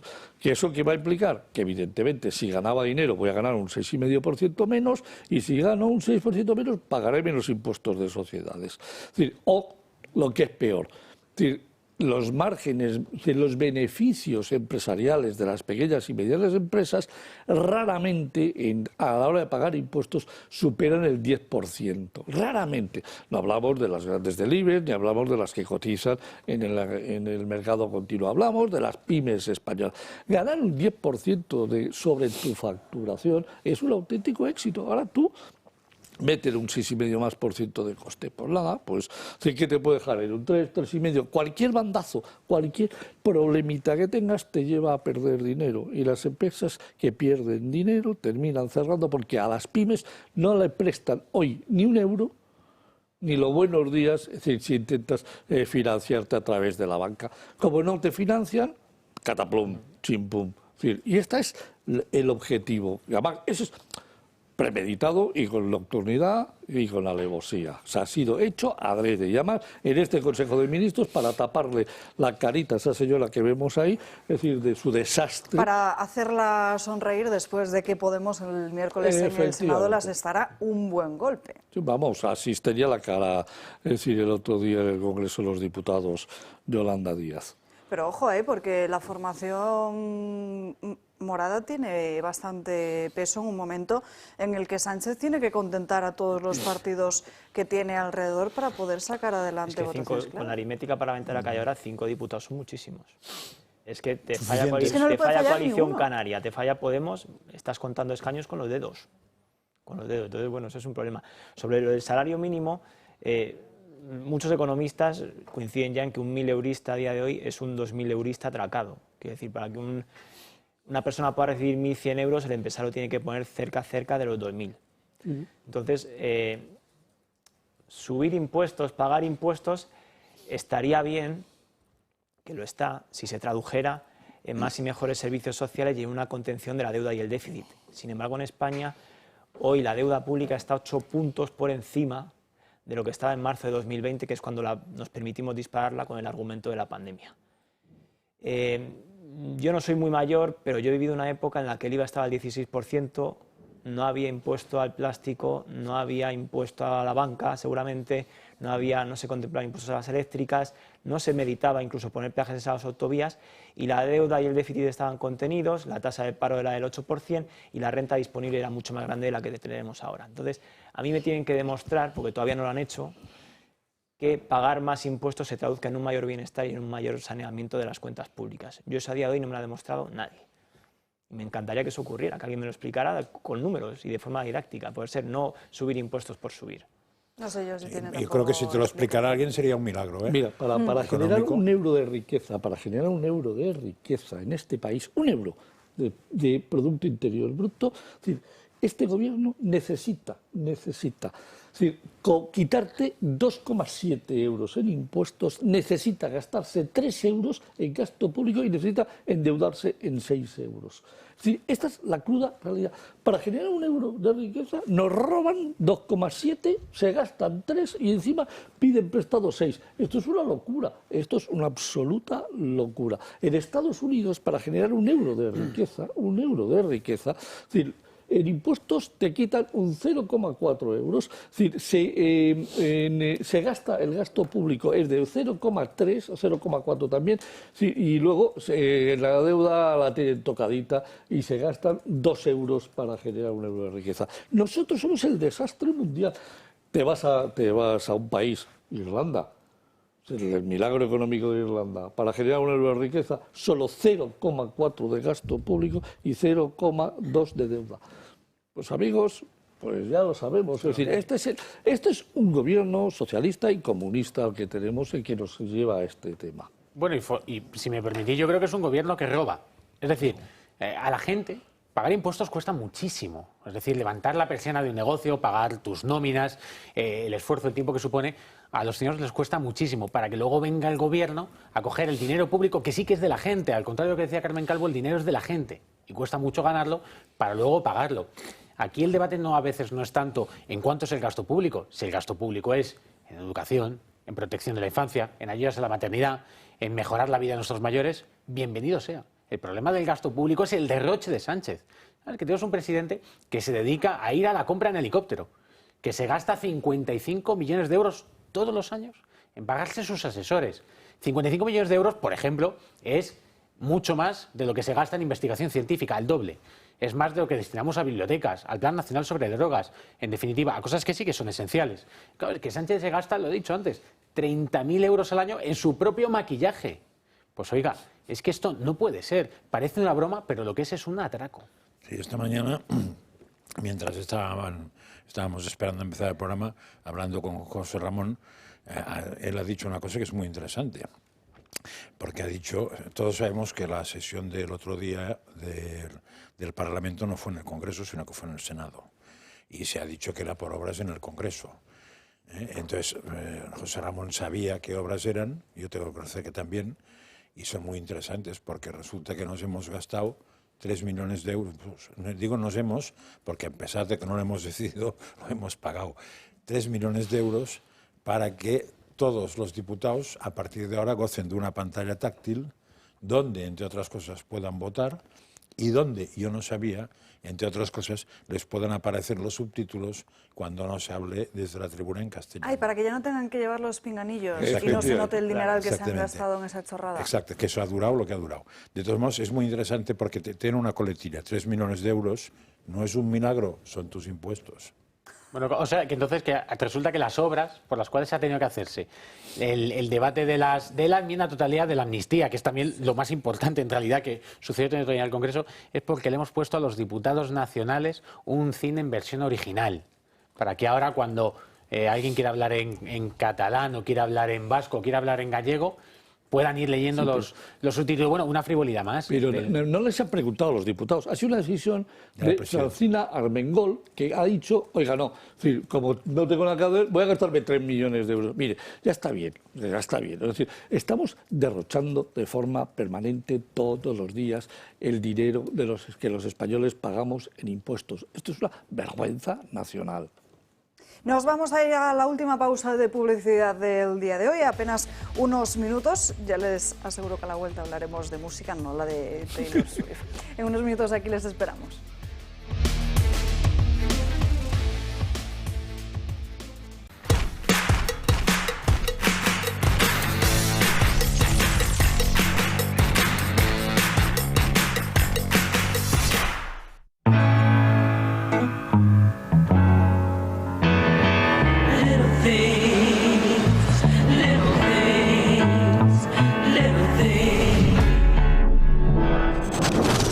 It's the little things that mean an awful lot.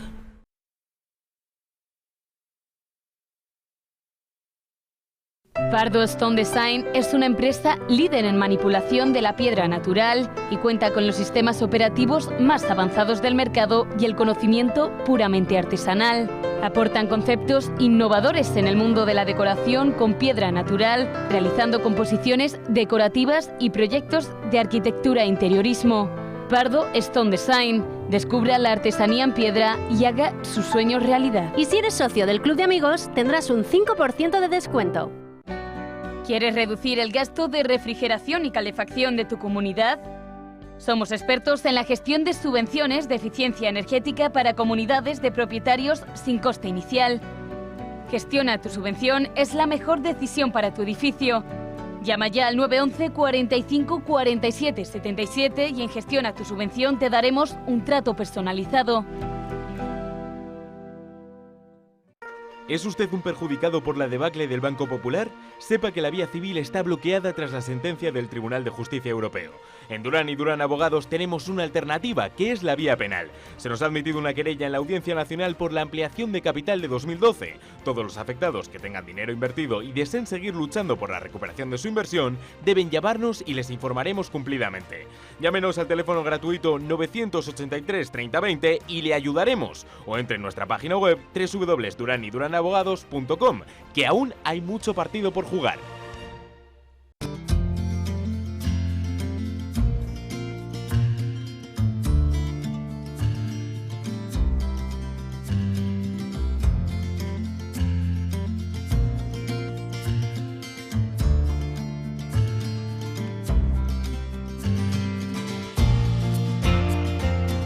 Si enseña su carnet de socio del Club de Amigos, tendrá un 10% de descuento en el total de su factura.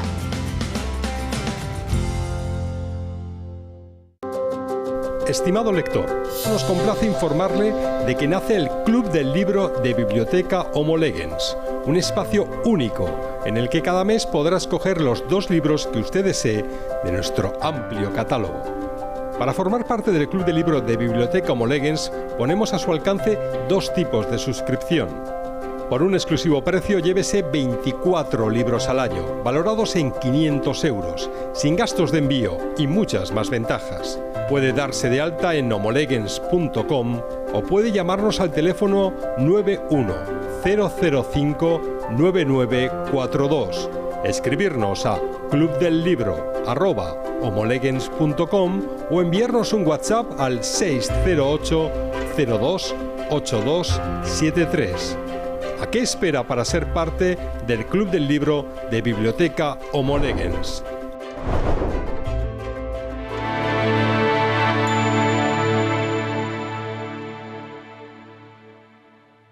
Desde 1958, la marisquería Rafa en Madrid se ha caracterizado por la primera calidad de sus productos, entre los que puede encontrar guisos, carnes de primera calidad, pescados y los mejores mariscos de nuestras costas. Todo elaborado a base de recetas tradicionales. Podrá disfrutar de sus deliciosos platos en la barra, en su preciosa terraza o en alguno de sus salones privados. Le esperamos en Rafa, calle Narváez 68. No se pierda los sabores de la buena cocina.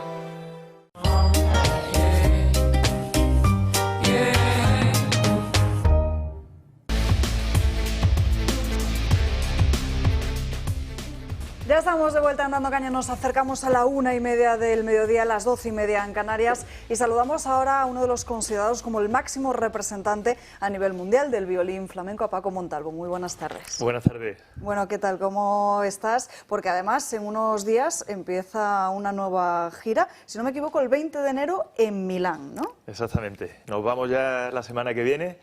Empieza esta nueva aventura en 2024, una nueva gira cargada de conciertos, de nueva música y como os lo estoy diciendo ahora mismo, más emoción que nunca. Bueno, violín flamenco, fusión clásico flamenco, ¿cómo lo llamamos?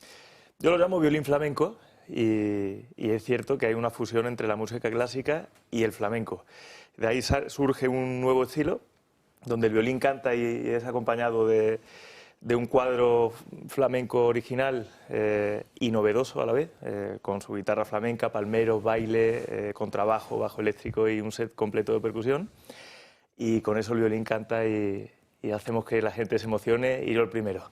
Es decir, corazón flamenco y lo mejor y la elegancia de la música clásica. ¿Podríamos decirlo así?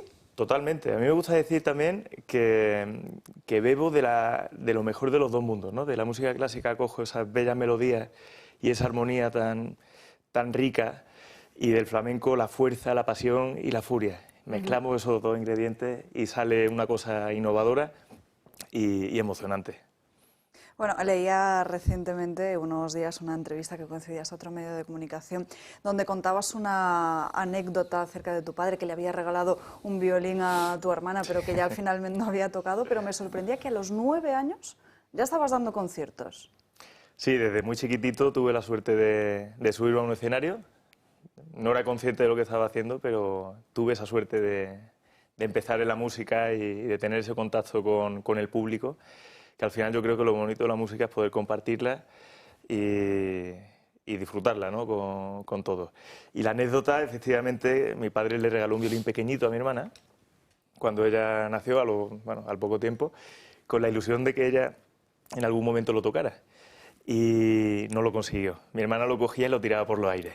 Al tiempo nací yo y ese mismo violín que estaba por ahí arrumbiado con todos los juguetes, lo cogí y me lo coloqué como si fuera un violinista. Pero yo creo que de ver a mi padre que él lo tocaba, el violín, quise imitarlo y me lo coloqué, que parece que sabía tocar. Pues fíjate ahora, ¿cómo es eso de subirse a un escenario? ¿Cómo busca uno el llegar al corazón del que le está escuchando? Para mí es muy importante sentir esa pasión y esa emoción en primera persona. Creo que cuando yo consigo estar en ese punto, que no es fácil, pero cuando lo consigo, ahí es donde se abre todo el corazón y el público que está enfrente lo nota y creo que somos capaces de hacer que se emocionen con la música y con el arte, ¿no? Llega a un punto que no sabría cómo explicártelo, algunos lo llaman duende. En el flamenco, yo no sé si es duende o no duende, pero es cierto que hay unos momentos entre que pasas como a otra fase, ¿no? Es difícil de explicar, pero se consigue gracias a la música.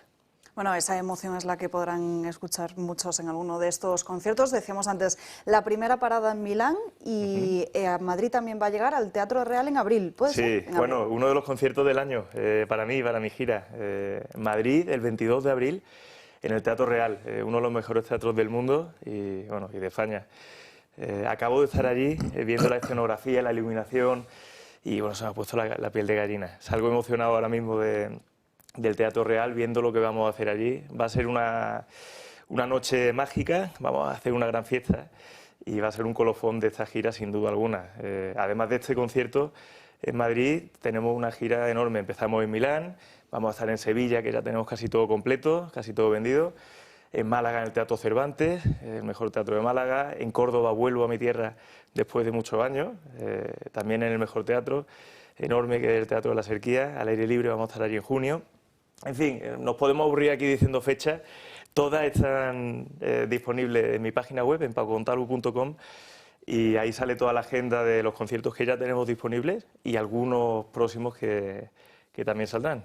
Me lo comentabas antes de entrar en directo, muy importante que todos aquellos que quieran ir a uno de estos conciertos se metan en esa página web, pacomontalvo.com, porque hay otras páginas que también están intentando vender estas entradas, pero no son las oficiales, ¿no? Sí, es muy importante que el público sepa que, ya no solo para mis conciertos, para cualquier artista, tienen que comprar las entradas o bien desde el teatro oficial o desde la web oficial del artista, porque en Google hay algunas webs de estafa que pagan y se ponen las primeras. Tú a lo mejor pones Paco Montalvo entrada 2024 y ellos son los primeros en aparecer y te triplican o cuadruplican los precios oficiales del teatro. Entonces, bueno, son realmente una estafa y hay veces que incluso no llegan las entradas. Entonces, para que la gente pueda comprar online con total seguridad, desde la web oficial, en mi caso pacomontalvo.com, y la web del teatro, el Concierto de Madrid, pues en el Teatro Real, ahí no hay duda ninguna. En Viagogo, que es la web de estafa que hay ahora mismo, pero a veces le cambian el nombre, pues Viagogo, fuera, no se compra en Viagogo. Pues que tengan cuidado muchos de ellos para no llevarse un susto y a lo mejor no disfrutar siquiera de uno de estos conciertos. pacomontalvo.com. Paco, un placer haberte conocido y nos vemos, en mi caso, en el Teatro Real el próximo mes de abril. Un placer, gracias. Muchísimas gracias, un placer. Cambiamos ahora de asunto, nos vamos directamente hasta Galicia porque sigue la polémica acerca de los pellets. Como saben, les hemos contado aquí, la Xunta habría pedido al Gobierno central diferentes medios para poder vigilar esos sacos y localizarlos antes de que esos sacos de microplásticos, no vamos a llamarlos microplásticos porque no es la palabra correcta, porque si fueran micro serían imperceptibles para el ojo humano. Ha pedido, como decíamos, la Xunta de Galicia diferentes medios para poder localizar esos sacos, porque si no llegan a la roca es cuando se rompen y es cuando esas bolitas llegan a la arena. ¿Qué les ha dicho el Gobierno? Que ni que fuera esto el Prestige. Los pellets siguen extendiéndose por las playas de la costa española. Estos microplásticos ya no solo se encuentran en las playas de Galicia, Asturias, Cantabria y Canarias. Ahora han llegado también al País Vasco, Valencia e incluso a una playa de Tarifa. aunque aún no se sabe si estos restos son del material de la cornisa cantábrica, por lo que se está analizando. Es por ello que desde la Junta de Andalucía vigilan de cerca las costas de Cádiz y Huelva y no han elevado aún ningún nivel de alerta. La recogida de estos microplásticos está generando también un conflicto político. Asturias cuenta ya con ayuda estatal porque fue la primera comunidad que la pidió. En las últimas horas la han solicitado Galicia y Cantabria. El gobierno gallego ha presentado ya al gobierno central la lista de medios que necesita para afrontar la situación. Concretamente, 11 embarcaciones, un avión, 2 helicópteros y un submarino no tripulado que pueda llegar al fondo del mar. Ante esta situación, el gobierno ha acusado a la Xunta de no usar sus propios medios y ha recriminado que la lista parece una carta a los Reyes Magos. No me pida usted casi 3 veces más que pidió en el Prestige y que, sin embargo, me manda una carta a los Reyes Magos que dejaría sin cobertura al resto del país y que probablemente tendría muy poca eficacia. Sin embargo, hace escasos días era la misma Teresa Rivera la que criticaba a la Xunta por no especificar la ayuda que quería. Y ahora que el Gobierno central tiene la lista, sigue cargando contra el Gobierno gallego. El presidente Alfonso Rueda culpa al Ejecutivo de hacer propaganda y le pide menos tuits y más eficacia. Eu pediría menos twitters e máis eficacia. Por suposto, a Xunta de Galicia vai colaborar, pero é que se trata de unha competencia que teñen os maiores medios é o Goberno central. Un problema que, como ven, no solo se queda en Galicia, sino que ya se ha extendido por otras comunidades, mientras que el Gobierno solo carga contra la Xunta. Tal vez porque las elecciones autonómicas están a la vuelta de la esquina y cualquier momento es bueno para hacer propaganda.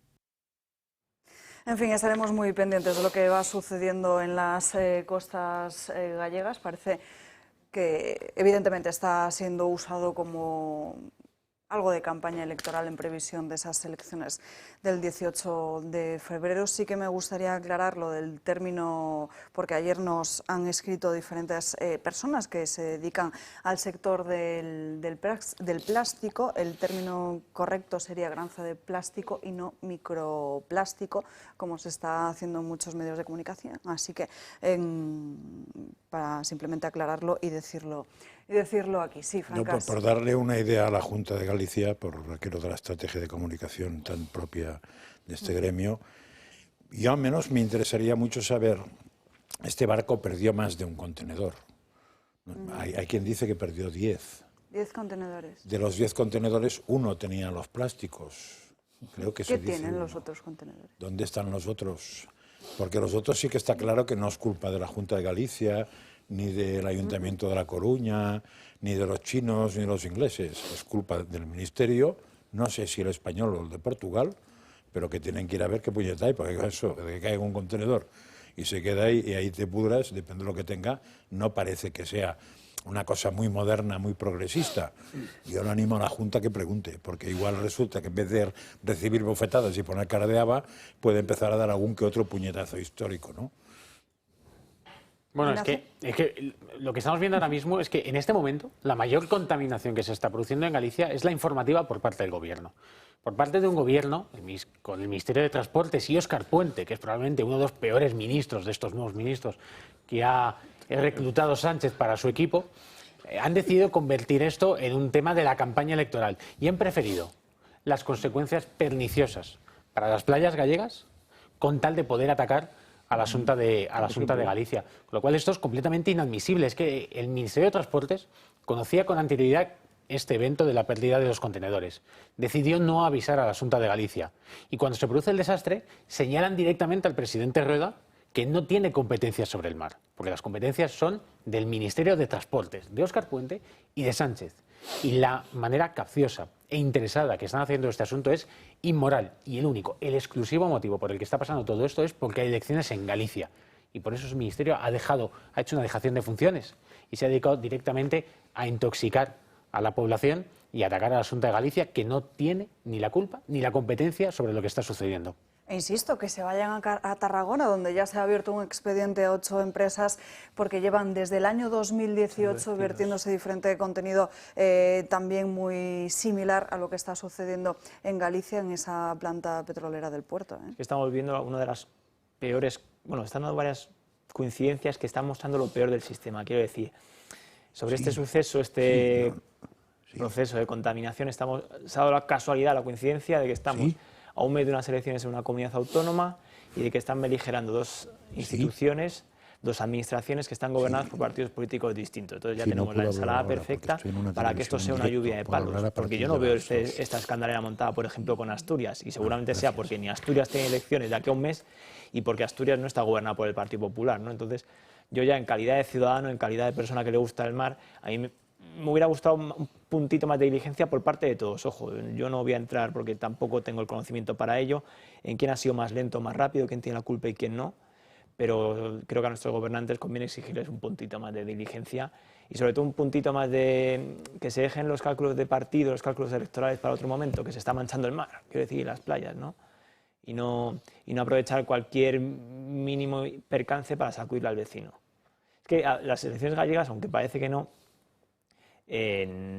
están resueltas, obviamente, hay que ir a votar, la mayoría absoluta del PP tampoco está plenamente asegurada, y un resultado que favoreciera una mayoría distinta a la que hay ahora le mete mucho el agua en la cocina a Feijóo, le mete mucho el agua en la cocina al Partido Popular, y hay muchas cosas en juego. La pena es que coincida con este vertido y se quiera utilizar un asunto medioambiental que atañe a todos los ciudadanos para perjudicar o para intentar manejar o alterar sentidos del voto, ¿no? Esa es la cuestión.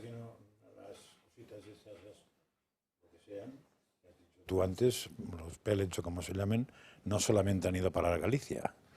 Claro, aquí han ido a Asturias y no están a palos porque en Asturias gobierna el Partido Socialista, porque en Asturias no hay elecciones de aquí a un mes. Y ahí no para el País Vasco, que gobierna otro. Con lo cual ahí, si vuelvo a decir lo mismo, si la estrategia de comunicación no existe y está bien pensada, es muy fácil combatir al gobierno central. Pero ojo, cuidado con la estrategia de comunicación, porque el Partido Socialista tampoco está saliendo muy bien parado de la gestión de esta crisis. El único partido que estaría beneficiando en estos momentos, ya veremos qué dicen las encuestas, y ya saben ustedes cómo son las encuestas también, el único partido que estaría beneficiando sería el Bloque Nacionalista Gallego. Sí, pero también me parece que hay una foto de una lubina o una cosa así del Bloque Nacionalista Gallego que te deja un poco rojo si les explicas de dónde la sacaron. Creo que es una foto antigua, y lo que han dicho en las últimas horas es que ellos nunca habían dicho que esa foto correspondiera claro, a por eso ponían que era de ahí, ¿no? Entonces, cuando metes la pata hay que saber recordarlo. Hay que sacarla pronto, como diría Claro, alguno. si se trata de una batalla electoral, pues las batallas electorales son estrategia política. Si se trata de resolver el problema de los ciudadanos, esto será otra cosa y cada vez estamos alejados de la política. En fin, volvemos a economía. Riera, ¿qué datos nos has preparado para hoy? Bueno, hoy era un compromiso que tenía con el presidente de esta cadena, que es decirle y contarle exactamente lo que va a costarnos en intereses la deuda de la administración pública. Lo que quiero decir es que hoy lo que he traído es solo la deuda de la administración central del Estado. Sánchez, y nada más. Nada más, no está la deuda de las comunidades, no está la deuda de los ayuntamientos, solo la deuda de la administración central.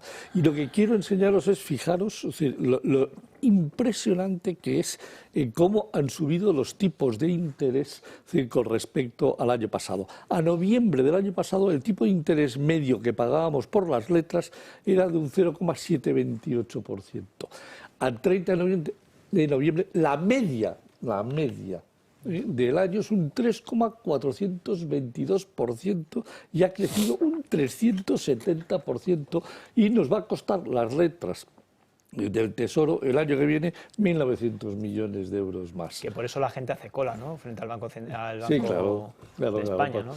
Bien, los bonos han pasado de un 0,177 a un 0,86. Los bonos son entre 3, 5 y 7 años. Fijaros, un crecimiento de los intereses del 386%, y eso nos va a costar la deuda total de los bonos que tenemos el año que viene 1.031 millones de euros.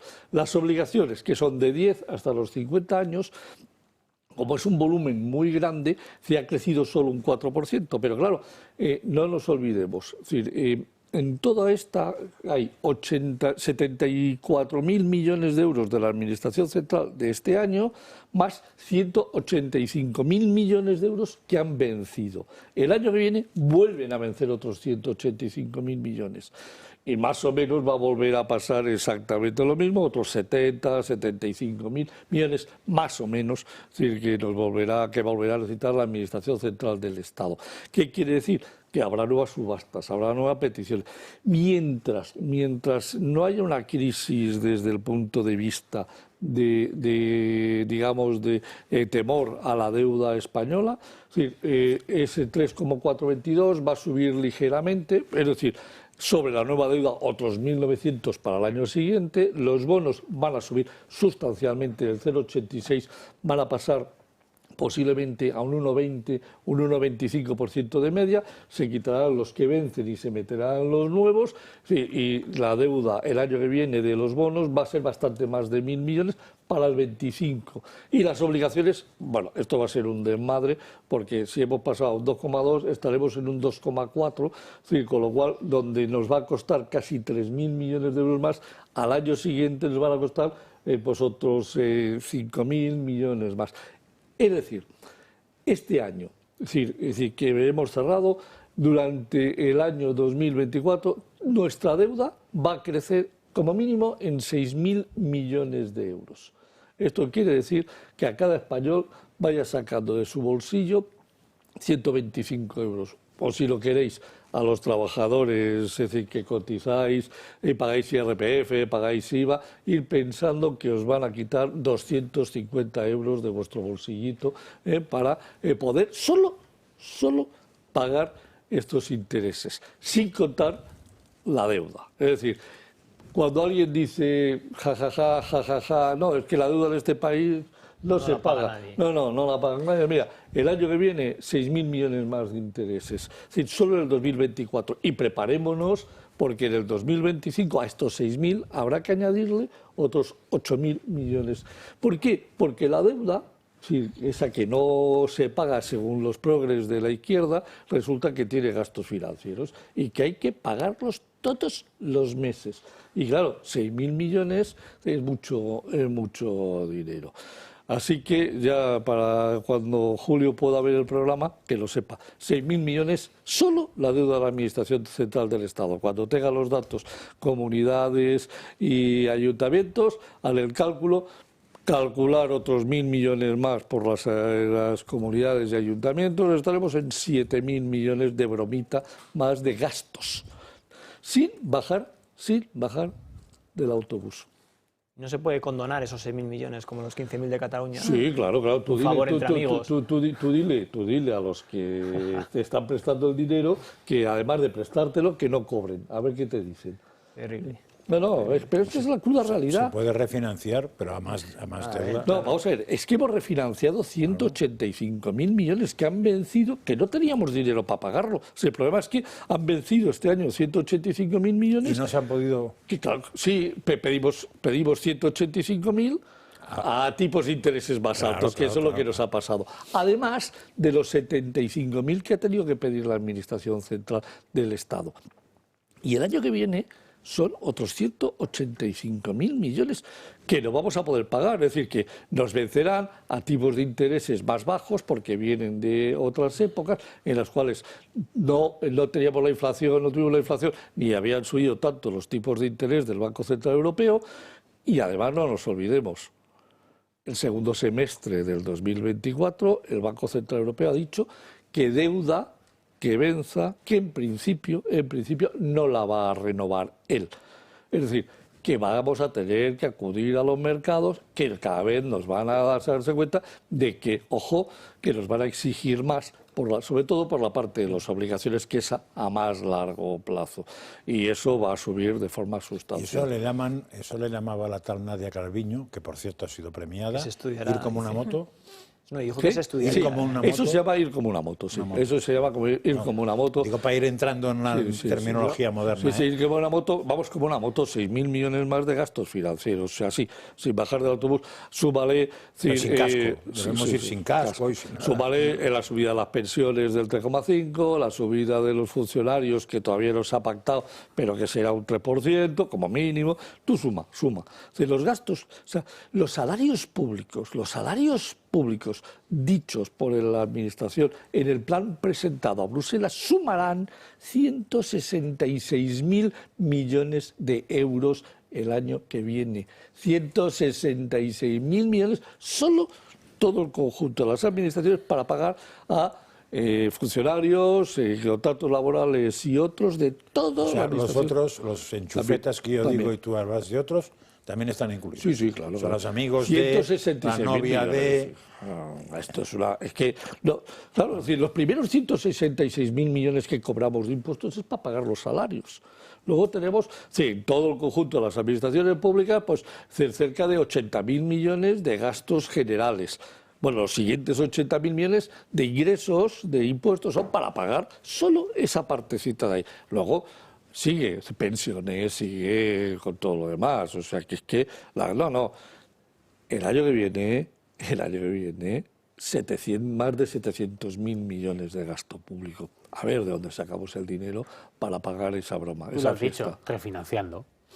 Y refinanciando, y refinanciando, y refinanciando, hasta que algún día vuelva a gobernar la derecha en este país y tenga que ser, como siempre, la que se tenga que hacer cargo de las deudas que generan los socialistas y, en este caso, también los comunistas. Y para hacerlo tan mal que pierda las elecciones y vuelva a ganar el otro. Claro. No hay ningún partido que lleve la contención del gasto como tema medular de su programa electoral. Ninguno. O sea, es verdad que Vox habla mucho de gasto político, es verdad que el PP siempre se vende como la alternativa a las crisis en el año 96, en el año 11...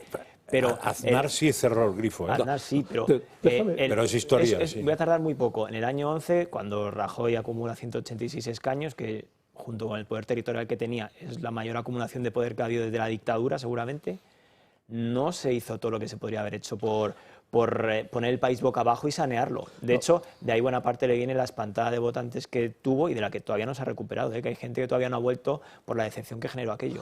Vamos a ver, déjame que te dé un dato porque es muy importante lo que acabas de decir.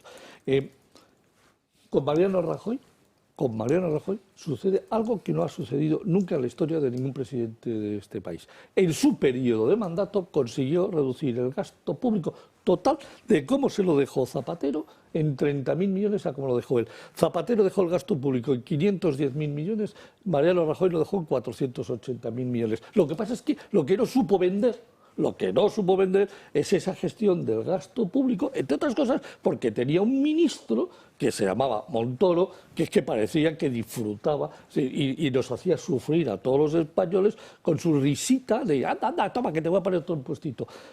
Pero la realidad, si tú coges los gastos reales públicos de todas las administraciones, pasaron de 510.000 que lo dejó Zapatero a 480.000. Y desde 480.000 que lo dejó Mariano Rajoy, va a terminar este año en 680.000 millones de euros. 200.000 millones de euros más de gasto público desde que está al frente de este gobierno el señor Sánchez. Ojo, que se dice pronto. Y lo que hizo muy mal Mariano Rajoy es que no lo supo vender, no supo explicar al país por qué tenía que hacer determinadas cosas y por qué las hizo. O sea, porque hacerlas... Desde el punto de vista de la gestión y visto a posteriori, y además lo demostraré en mi próximo libro, he dicho eso, es que hizo lo que tiene que hacer un político, reducir gastos públicos en determinados sitios. Se equivocó en las formas, en el modo de comunicar, en el estilo, y sobre todo en un ministro de Hacienda que de verdad dejó todo que desear a efectos de relaciones con los paganos que somos los ciudadanos. Que subió impuestos. Sí, claro. Sí, es que sonreía con cara de vampiro. No, que esto está muy bien, pero si no me sube impuestos, como se quiere poner cara de Ursulina empreñada. Y hay una cosa que fue devastadora, argumentar parte de aquella campaña electoral en torno a vamos a bajar el IVA porque pasarlo del 16 al 18 era una vergüenza y lo elevaron ellos del 18 al 21. Y ahí seguimos, porque los impuestos que suben luego nunca vuelven, son como las transferencias a las comunidades autónomas, nunca vuelven. Sí, pero vamos a ver, Rajoy recogió un país quebrado, no te olvides, que habían declarado a Bruselas oficialmente un 6% de déficit y realmente el déficit que se encontraron con facturas metidas debajo de la mesa era del 9,4%, 3,4 puntos más de déficit no clarificado. Claro, ¿qué pasó? Es decir, hubo que montar, como contaba antes Nacho, el FLA. ¿Para qué?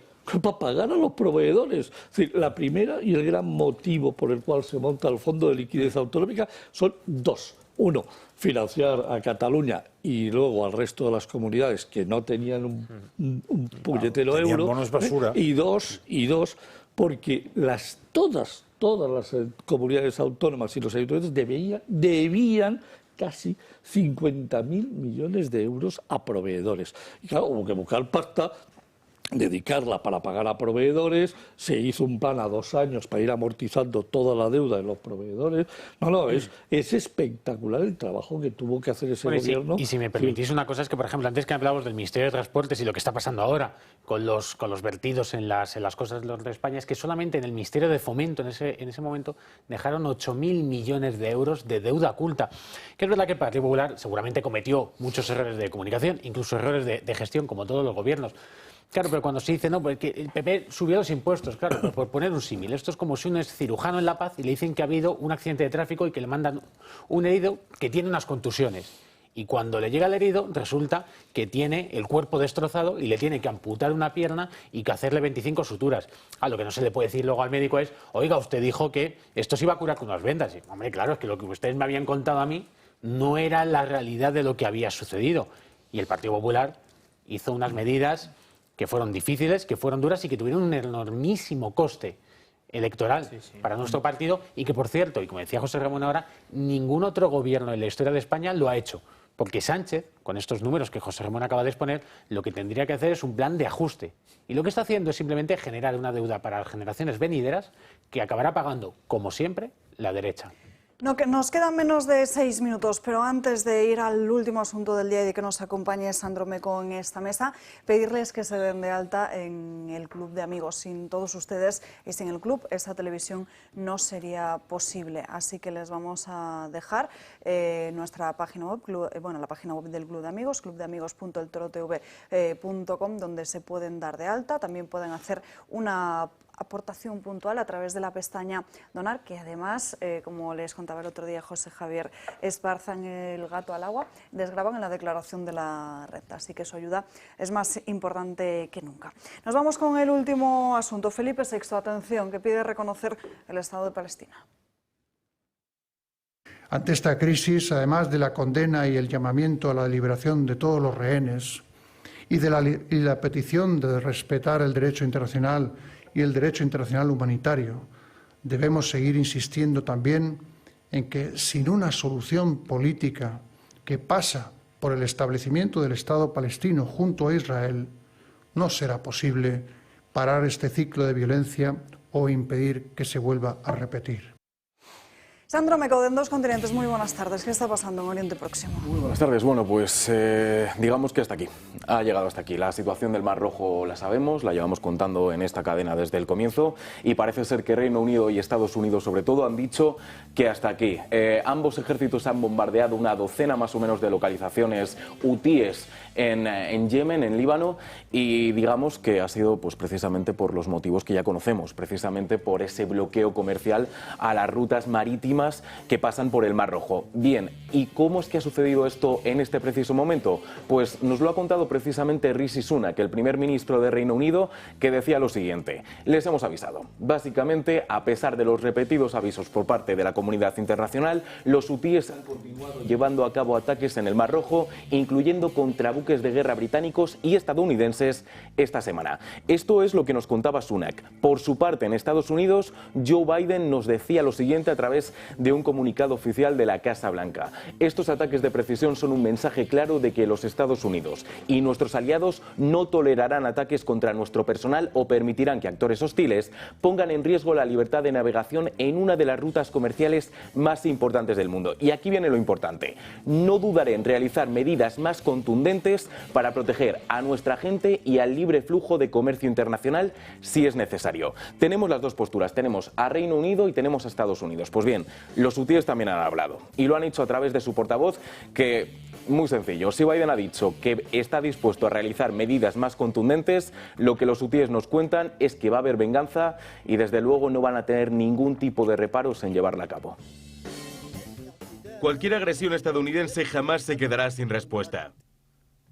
Y la respuesta no solo estará al nivel de la reciente operación contra los estadounidenses en el mar, con más de 24 drones y varios misiles. La respuesta será mayor, mucho mayor. Decimos a todos en el mundo que podéis atravesar y cruzar el Mar Rojo sin problema. Nuestros objetivos son únicamente navíos ligados a Israel. Y Sandro, noticia de última hora, disculpa que te interrumpe, porque España, como ya se venía diciendo en los últimos días, no va a participar en ninguna misión, en una eventual misión de la Unión Europea en el Mar Rojo. Sí, bueno, yo creo que ya sabiendo todo esto es importante también centrarnos en números y no ha sido digamos que no ha sido una investigación sencilla. Según un informe de 2019 hay alrededor de 180.000 y 200.000 UTIs. ¿Y qué pasa con la presencia, por ejemplo, estadounidense en todo Oriente Medio? Pues según The Financial Times, esta es la presencia que tiene Estados Unidos en todas estas regiones, alrededor de 57.000 soldados. Y quiero destacar precisamente en la zona del Líbano que hay alrededor de 24 bases con entre 2.000 y 3.000 soldados. Es decir, que más o menos para hacernos una idea de la magnitud y de los datos que tenemos en nuestra mano, estos son los números y estas son las cifras de un conflicto que digamos que se ha recrudecido y se ha calentado muchísimo más. En fin, nos quedan menos de 50 segundos, así que nos despedimos, ya no hay tiempo para más. Gracias, Ando, gracias al resto por acompañarnos a lo largo de esta mañana en Dando Caña. Nos despedimos, pero ya saben que para seguir informados, el canal de Telegram de Julio Ariza el Toro, también nuestra página web www.eltorotv.com y ya esta tarde la redacción abierta con Xavier Urcajo. Les deseo que pasen un muy buen fin de semana. Les veo aquí el lunes a las 12 puntuales, como siempre, en Dando Caña. Gracias.